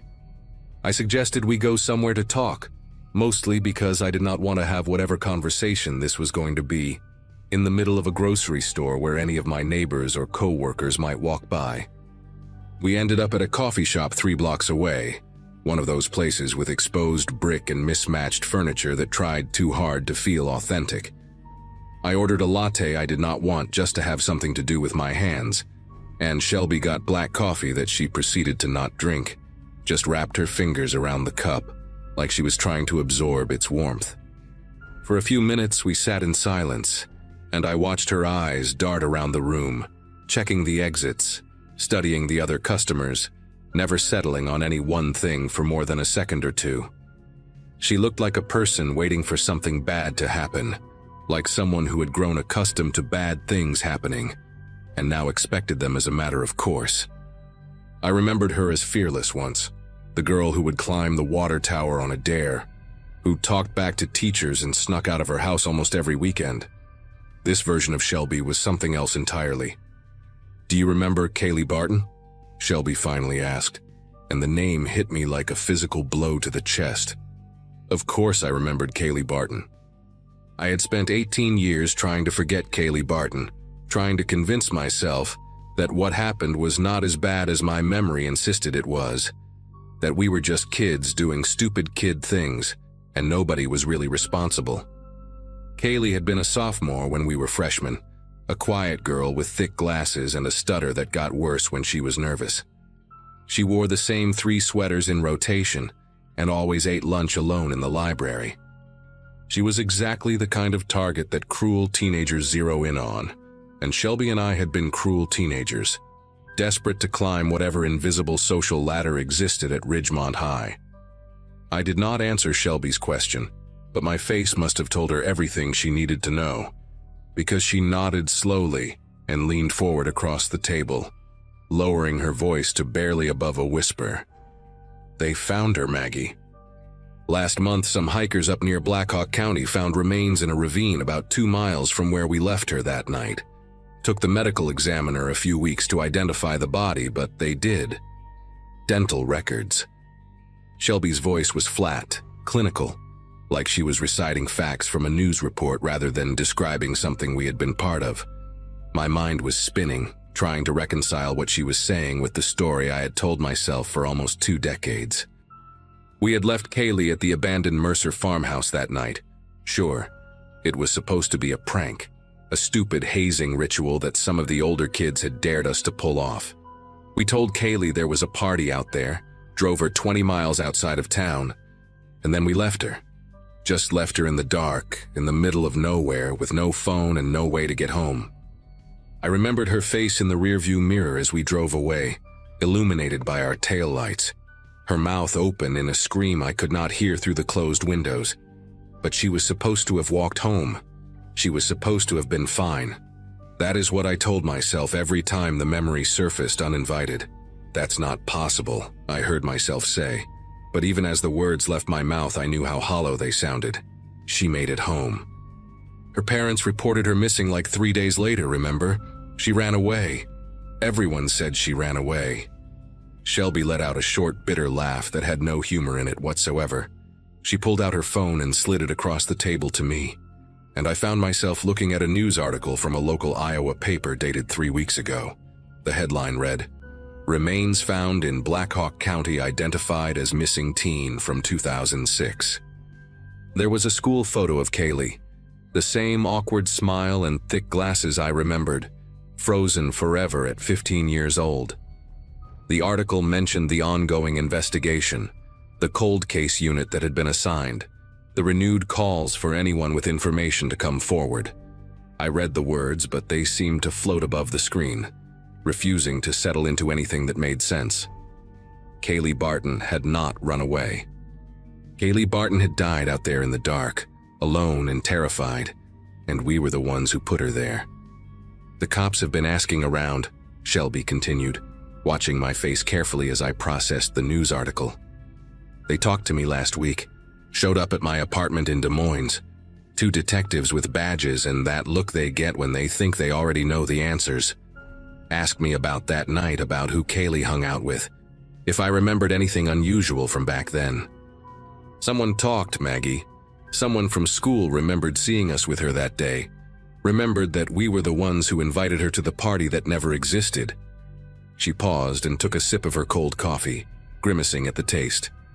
I did not tell them anything, played dumb, said I barely remembered Kaylee, that high school was a blur. But they are going to come for you too. It's only a matter of time before they connect the dots, start pulling at threads. Her eyes locked onto mine with an intensity that made my stomach clench. We need to get our stories straight. We need to figure out what we are going to say, make sure there are no contradictions. If we stick together on this, if our versions match up perfectly, they cannot prove anything. It will just be rumors and speculation, nothing that would hold up in court. I pushed my chair back from the table, suddenly feeling like the walls of the coffee shop were closing in around me. The other customers seemed too close now, their conversations too loud, and I could not shake the paranoid thought that someone might be listening to us, recording every word. Shelby, what exactly are you asking me to do? My voice came out sharper than I intended, edged with something between fear and anger. You want me to lie to the police? To cover up what we did? She reached across the table and grabbed my wrist, her grip surprisingly strong, her bitten-down nails digging into my skin. I am asking you to protect yourself, Maggie. To protect that nice little life you built. Your husband, your daughter. Think about what happens if the truth comes out. Think about what happens to Molly if her mother goes to prison for manslaughter, or worse. We were 15 years old. We did not mean for anyone to get hurt. But you think that matters now. You think anyone is going to care about our intentions when there is a dead girl and 2 women who kept their mouths shut for almost 20 years. Her words burrowed into me like splinters, sharp and impossible to ignore, because she was right. She was absolutely right about what I stood to lose. We talked for another hour, going over details I had spent years trying to erase from my memory.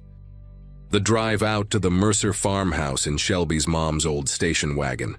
The way Kaylee had been so excited, so pathetically grateful that the cool girls were finally paying attention to her. How we had laughed as we sped away, high on adrenaline and cruelty. Not thinking for a second about what might happen to a scared 15-year-old girl stranded in the middle of rural Iowa at 11 o'clock at night. Shelby had a story prepared, a neat little narrative that positioned us as bystanders rather than participants. According to her version, we had dropped Kaylee off at the farmhouse where other kids were supposed to be waiting, and we had no idea she never made it inside. No idea there was no party at all. It was thin, full of holes that any competent detective would spot immediately, but Shelby delivered it with such conviction that I almost believed it myself. By the time we left the coffee shop, the sun was setting and I had agreed to nothing, but I had not refused either. I told her I needed time to think, and she gave me a burner phone with her number programmed in, told me to contact her that way and not through any traceable means. The weight of that cheap plastic phone in my pocket felt like carrying a live grenade all the way home.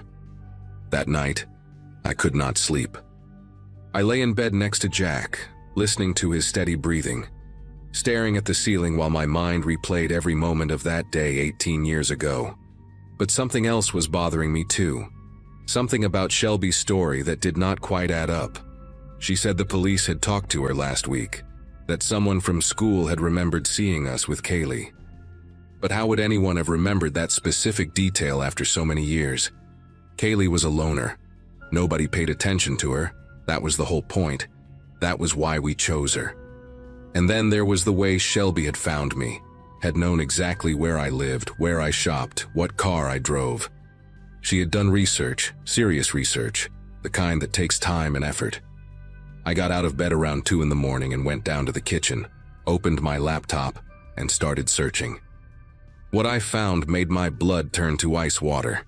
Shelby Crane had been arrested twice in the past 5 years, once for check fraud, once for identity theft. She had done 8 months in a county jail in Nebraska and was currently on probation. And 3 months ago, right around the time Kaylee's remains were discovered, Shelby had been named as a person of interest in an unrelated case involving the disappearance of a woman in Des Moines. The pieces started clicking together in my head with horrible clarity. Shelby was not here to protect me. She was here to use me. If we both told the same fabricated story and it fell apart, which it inevitably would, she could claim that I was the one who came up with the lie, that I had manipulated her into covering for me. She could paint herself as the reluctant accomplice, the friend who went along with my scheme out of misguided loyalty. And if the investigation into Kaylee's death went badly for her, if they started looking at her record and connecting dots, she would need someone else to take the fall. Someone with a clean record, a stable life, someone who had everything to lose and would therefore be a credible villain in whatever narrative she was constructing. I thought about that burner phone sitting in my coat pocket, probably purchased with cash, untraceable to her but absolutely traceable to me if anyone found it. I thought about how she had grabbed my wrist in the coffee shop, hard enough to leave faint bruises that were only now starting to show. Evidence. She was building evidence. The realization hit me with such force that I actually gasped out loud in my dark kitchen, and I had to grip the edge of the counter to keep myself from falling. Every word she had said to me that afternoon was a carefully placed trap, and I had walked right into it like the naive suburban mom she clearly thought I was. I did not sleep the rest of that night. When the sun came up, I made a decision that went against every instinct I had. I called in sick to work, drove Molly to school like everything was normal, and then I went to the Cedar Rapids police station. I sat in my car in the parking lot for 20 minutes, rehearsing what I was going to say, my heart pounding so hard I could feel it in my temples. Then I walked inside and asked to speak with someone about the Kaylee Barton case. The detective who eventually sat across from me was a woman about my age named Reyes, with kind eyes and a calm demeanor that somehow made everything easier. I told her everything. About the prank, about leaving Kaylee at the farmhouse, about 18 years of silence and guilt and self-deception. I told her about Shelby showing up at the grocery store, about the story she wanted me to tell, about the burner phone and the bruises on my wrist. I gave her everything I had, held nothing back, and when I was done, I felt like I had been turned inside out, like every secret I had ever kept was now scattered across the table between us. Detective Reyes listened without interrupting, took notes, and when I finished, she simply nodded and said they would be in touch. The next few months were the hardest of my life, but not in the way I had expected. It turned out that Shelby had been playing an even more dangerous game than I realized. When the police brought her in for questioning and confronted her with my statement, her carefully constructed story collapsed almost immediately. She tried to claim that I had been the mastermind behind the prank, that I had driven the car that night while she begged me to turn around, but there were problems with her version. Big problems. The police had already found text messages on her old phone, recovered through some kind of digital forensics I did not fully understand, that showed she had been bragging about the prank to another friend the day after it happened. Messages where she described herself as the one behind the wheel, laughing about how scared Kaylee had looked. But that was not the worst of it. During the investigation, detectives discovered that Shelby had been in contact with Kaylee's younger brother, a man named Harris, who had spent his entire adult life searching for answers about his sister. She had approached him 6 months earlier, claiming to have information, stringing him along while she figured out how to profit from the situation. She had tried to extort money from him in exchange for details about what happened that night, and when he refused to pay and threatened to go to the police, she panicked. That was when she came looking for me, not to coordinate stories, but to set up a fall guy in case everything went sideways. The prosecutor offered me a deal in exchange for my full cooperation and testimony against Shelby. I pleaded guilty to reckless endangerment, a charge that carried no prison time given my clean record, my cooperation, and the fact that I had been 15 years old when the incident occurred. I received 5 years of probation and 200 hours of community service, which I completed by volunteering at a crisis hotline for at-risk teens. Shelby was not so fortunate. Between the Kaylee Barton case, the attempted extortion of Harris Barton, and the other charges that surfaced during the investigation, she was sentenced to 12 years in state prison. I attended every day of the trial, sitting in the back row, watching the woman who had once been my best friend try to lie her way out of consequences that had been decades in the making. She never looked at me, not once, but I could not look away from her. I needed to see it through to the end. Jack and I are still together, though it took months of therapy and difficult conversations to rebuild the trust I had shattered by keeping this secret for so long. Molly knows a version of the truth now, age-appropriate but honest, and she still looks at me the same way she always did, which is more than I deserve. I think about Kaylee Barton every single day. I think about her stumbling through the dark, trying to find her way home, scared and alone because 2 girls thought her suffering would be entertaining. I cannot change what I did, cannot undo the cruelty of my 15-year-old self, but I can carry her memory forward, and I can make sure that the rest of my life means something, even if it will never be enough to balance the scales. Some debts cannot be repaid. You just learn to live with the weight of them.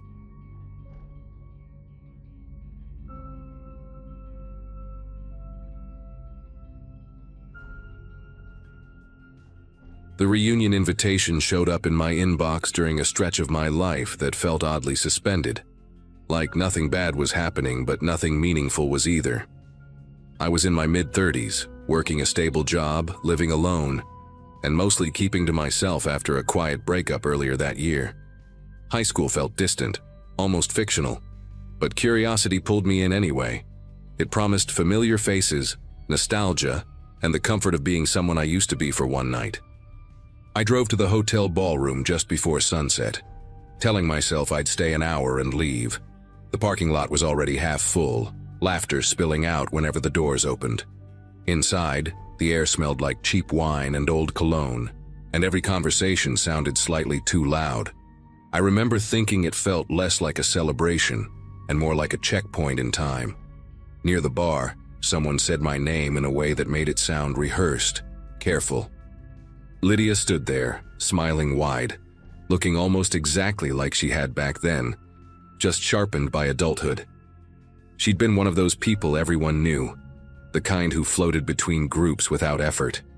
We hugged, and she commented on how easy it was to spot me across the room, which struck me as strange given how crowded it was. We started talking, and almost immediately her questions came fast and specific. Where did I work now? Did I live alone? How long had I been in the same place?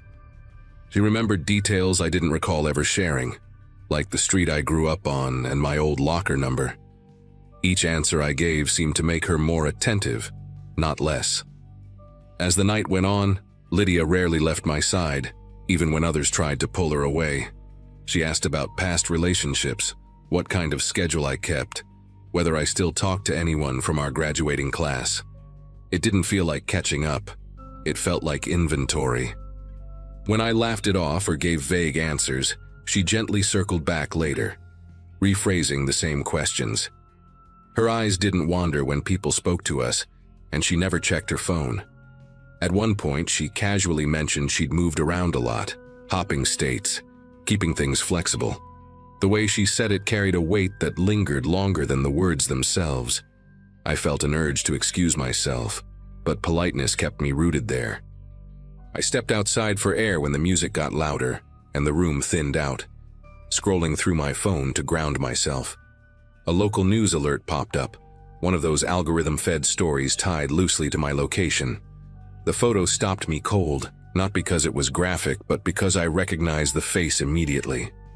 Lydia's name appeared beneath it, linked to an arrest warrant issued out of state for multiple violent offenses.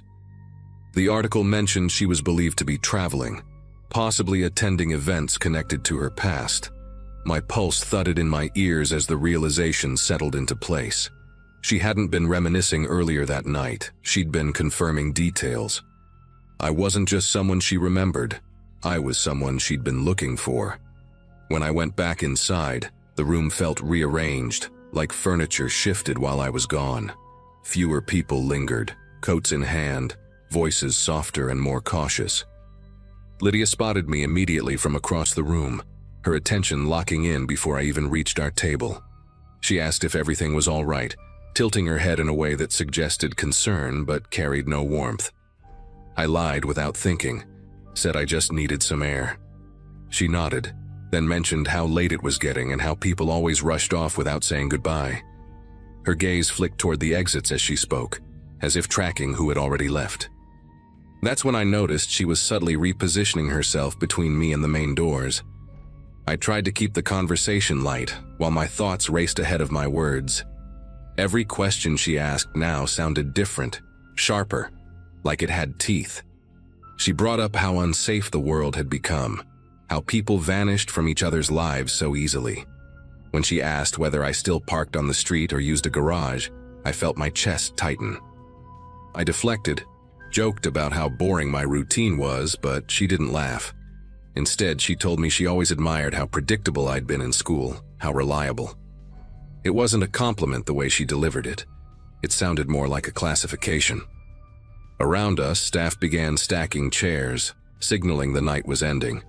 As people filtered out, Lydia suggested we walk together to the parking lot, said it would be nice to keep talking without the noise.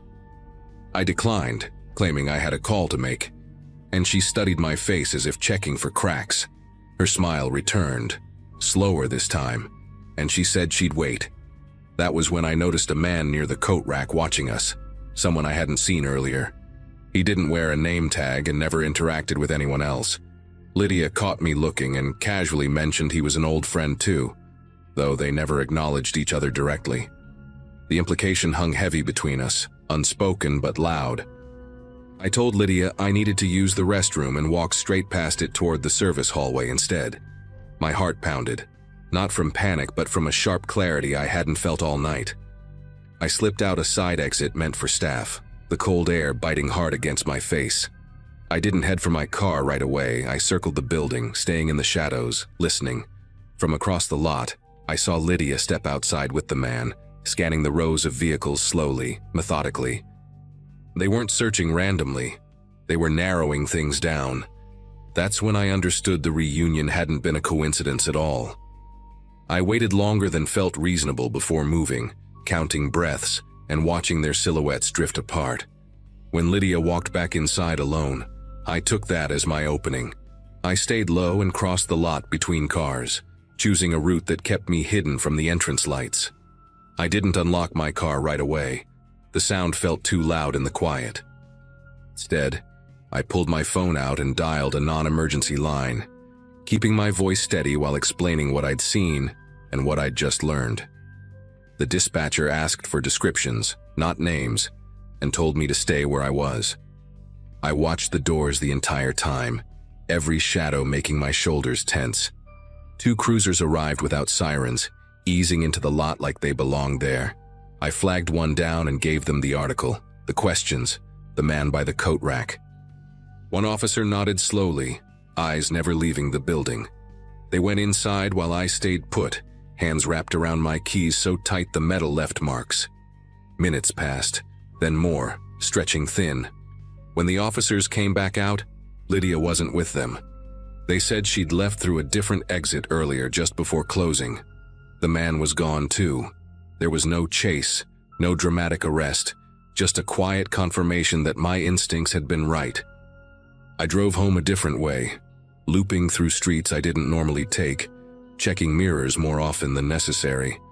Once inside, I locked everything and sat on the floor with my back against the door until my breathing slowed. I replayed every moment of the night, every question she asked, every detail I'd handed over without thinking. The officers followed up later telling me the warrant was active and that my report helped establish her pattern. They advised changing routines, updating security, and keeping my circle informed. It felt strange hearing my life reduced to precautions, but I followed everyone. Nothing else happened after that night, at least nothing visible.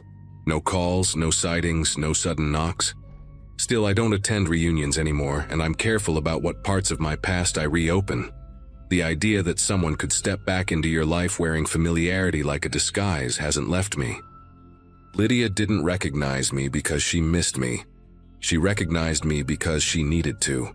That distinction changed how I see memories and how I protect them.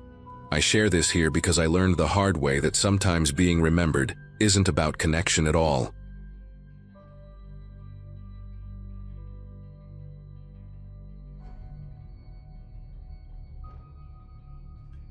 Grief has a way of shrinking your world without asking permission, and that's where my head was at during the early weeks after we lost Ben.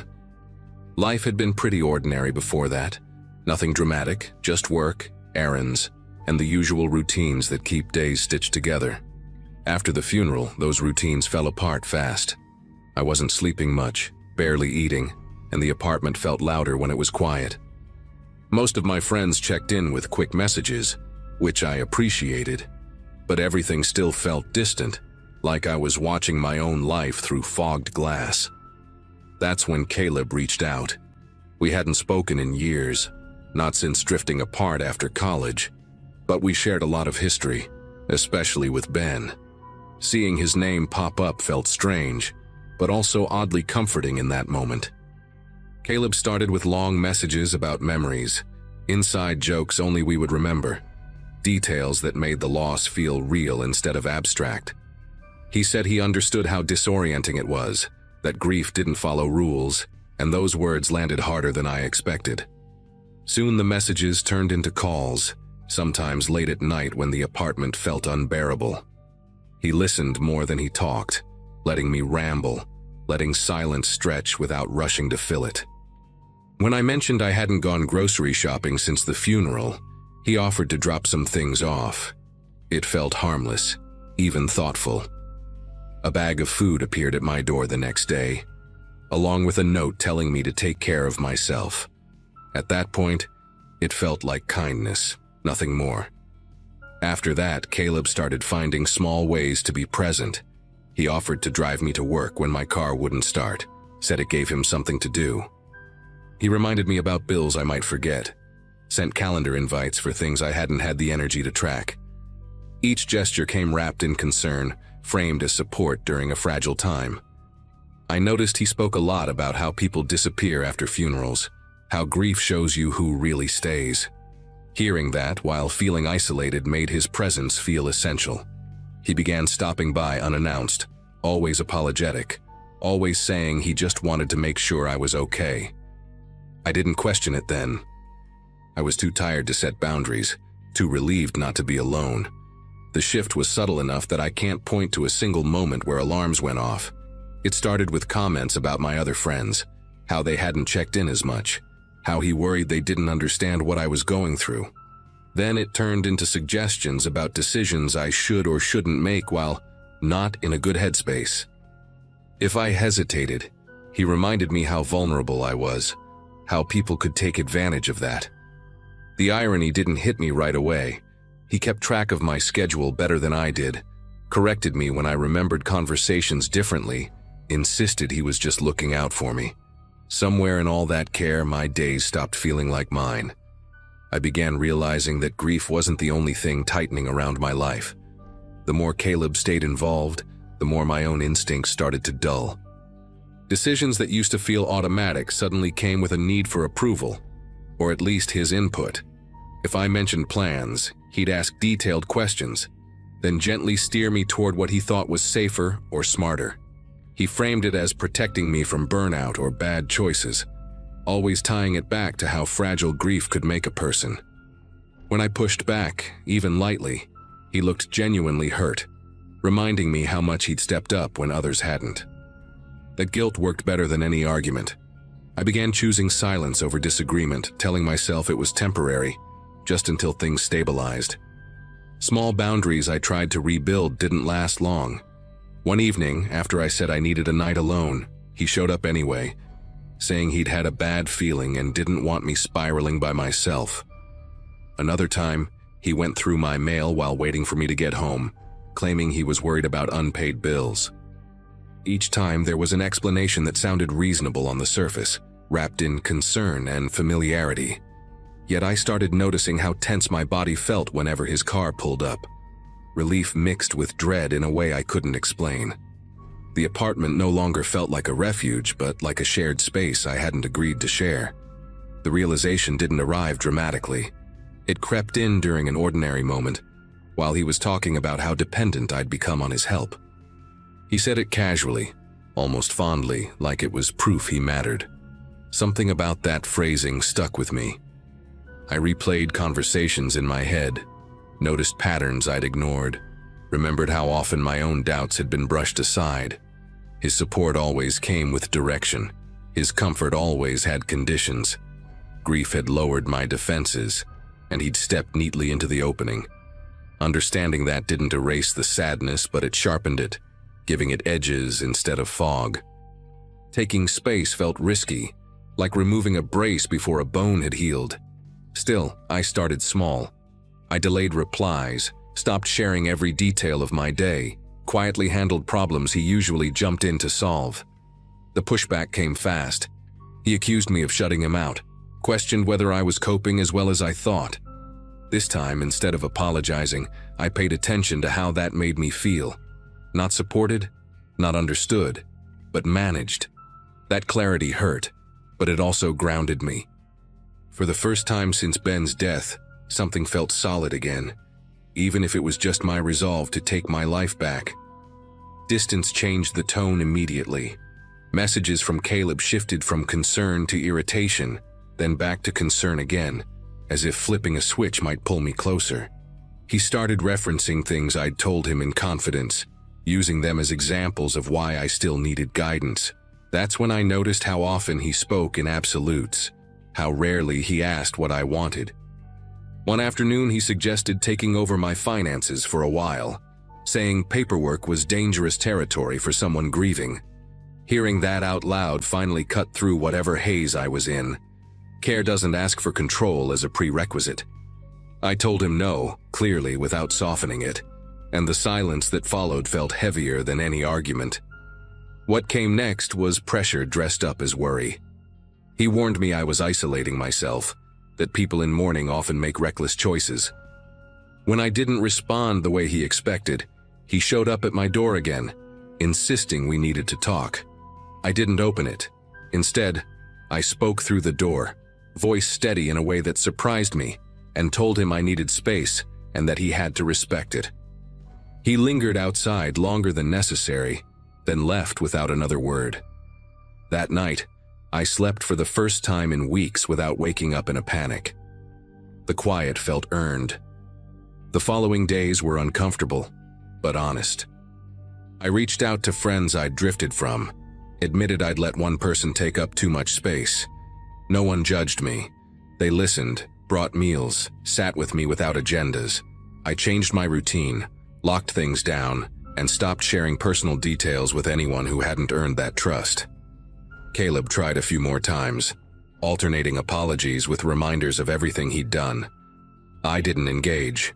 Eventually, the messages stopped.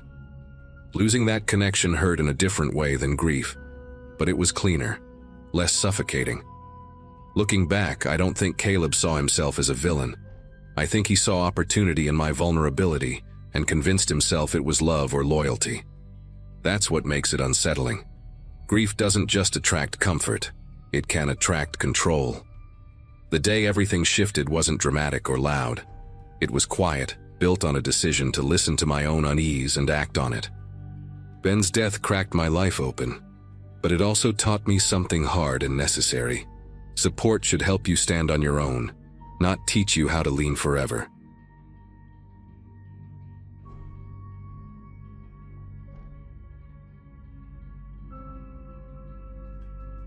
For most of last spring, life felt loud in a way I couldn't explain to anyone without sounding dramatic.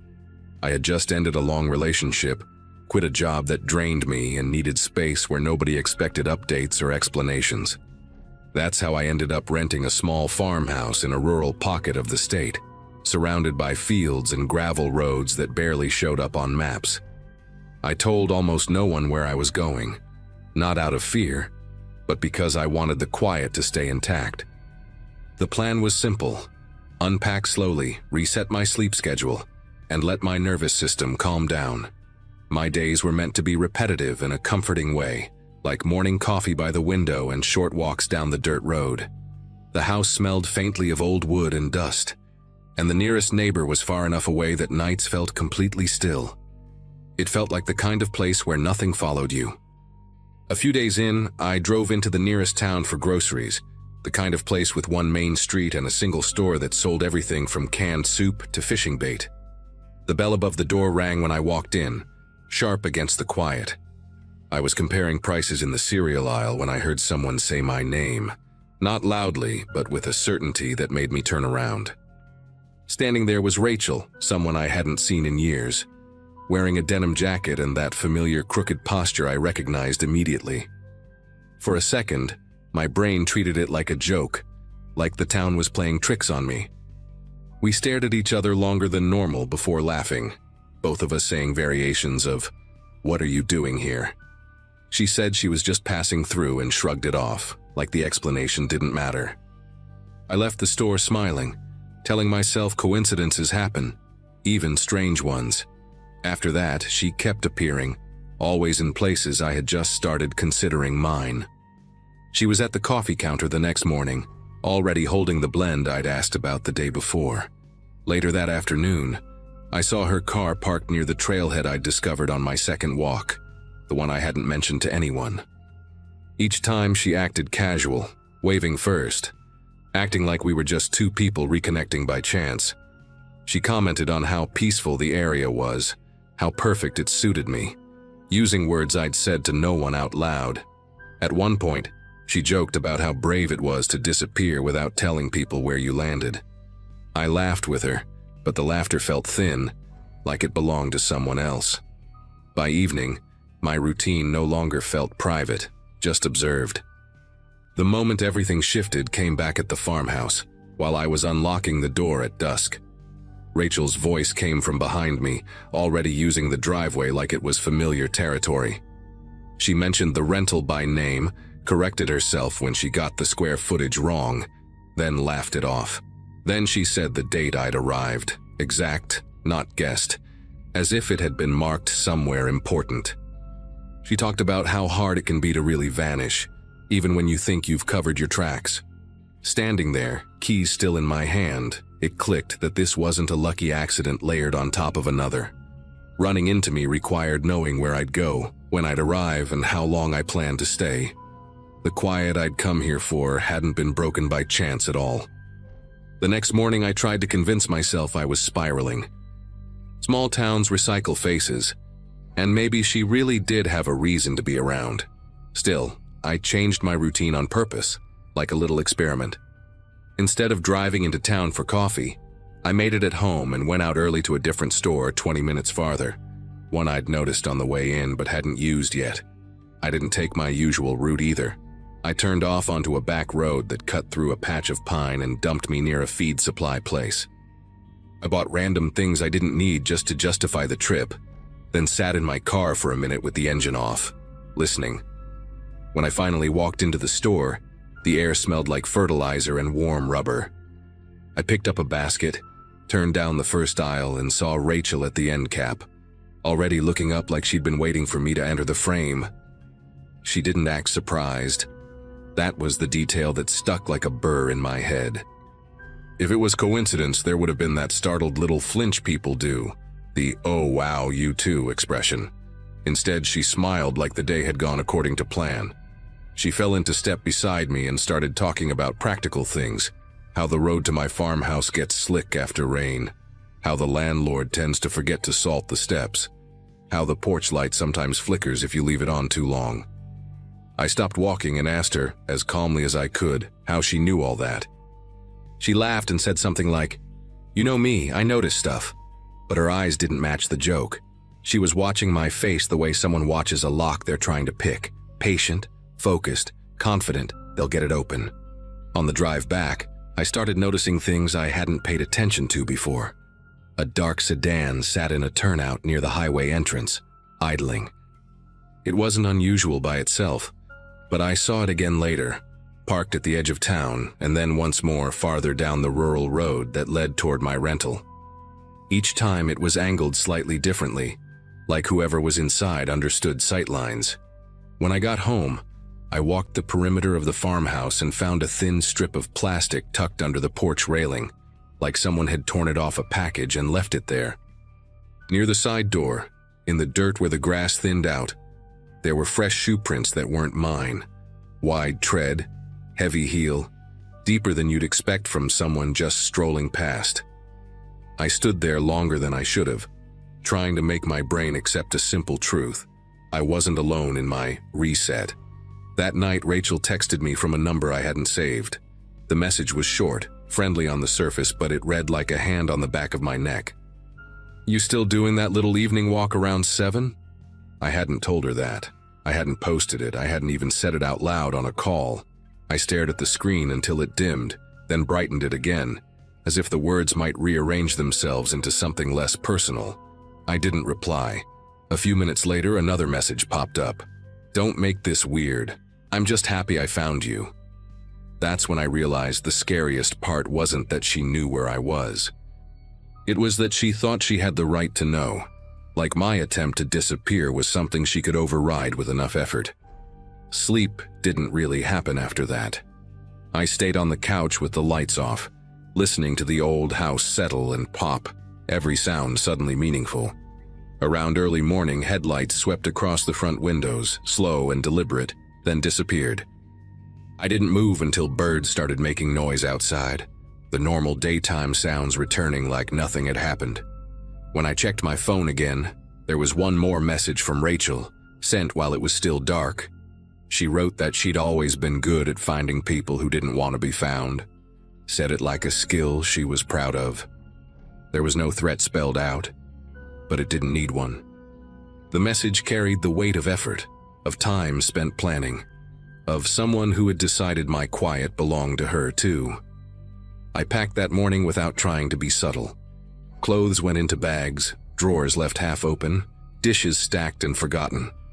I called the landlord and told him I was leaving earlier than planned, blamed it on a family issue I didn't explain. My hands were steady, my voice surprisingly calm, like my body had already accepted the decision. Before leaving, I walked through each room one last time and noticed small things that hadn't been there when I arrived. A moved chair on the porch, a scuff on the doorframe, a faint smell of cigarette smoke that didn't belong to me. It felt like proof, even if I couldn't show it to anyone else. When I pulled out of the driveway, I didn't look back, afraid I'd see someone standing where the field met the trees. I didn't drive straight home. I took highways, changed directions twice, stopped in a crowded place just to sit and breathe around other people. Rachel texted again while I was there, asking if I'd gone somewhere, adding a sad face emoji like we were joking. I blocked the number, then blocked it again when it came through from a different one. That was the moment I understood this wasn't about coincidence or nostalgia. Reappearing in my life took coordination, access to information, patience. It meant my attempt to reset hadn't failed because I did something wrong. It failed because someone else had decided not to let me disappear. Eventually, I settled somewhere else, closer to people, louder than I wanted, but safer. Months passed without seeing her, though I still catch myself scanning stores, parking lots, reflections in glass. I don't post my location online anymore. I don't tell new people where I live until I trust them. Some days I replay that first moment in the grocery store and wonder how long she'd known I was going there, how early the plan started. I never confronted her, never got answers, and maybe that's the point. The most unsettling part isn't what she did. It's realizing how carefully it was done and how easily someone can reach into your life when they decide your privacy doesn't count.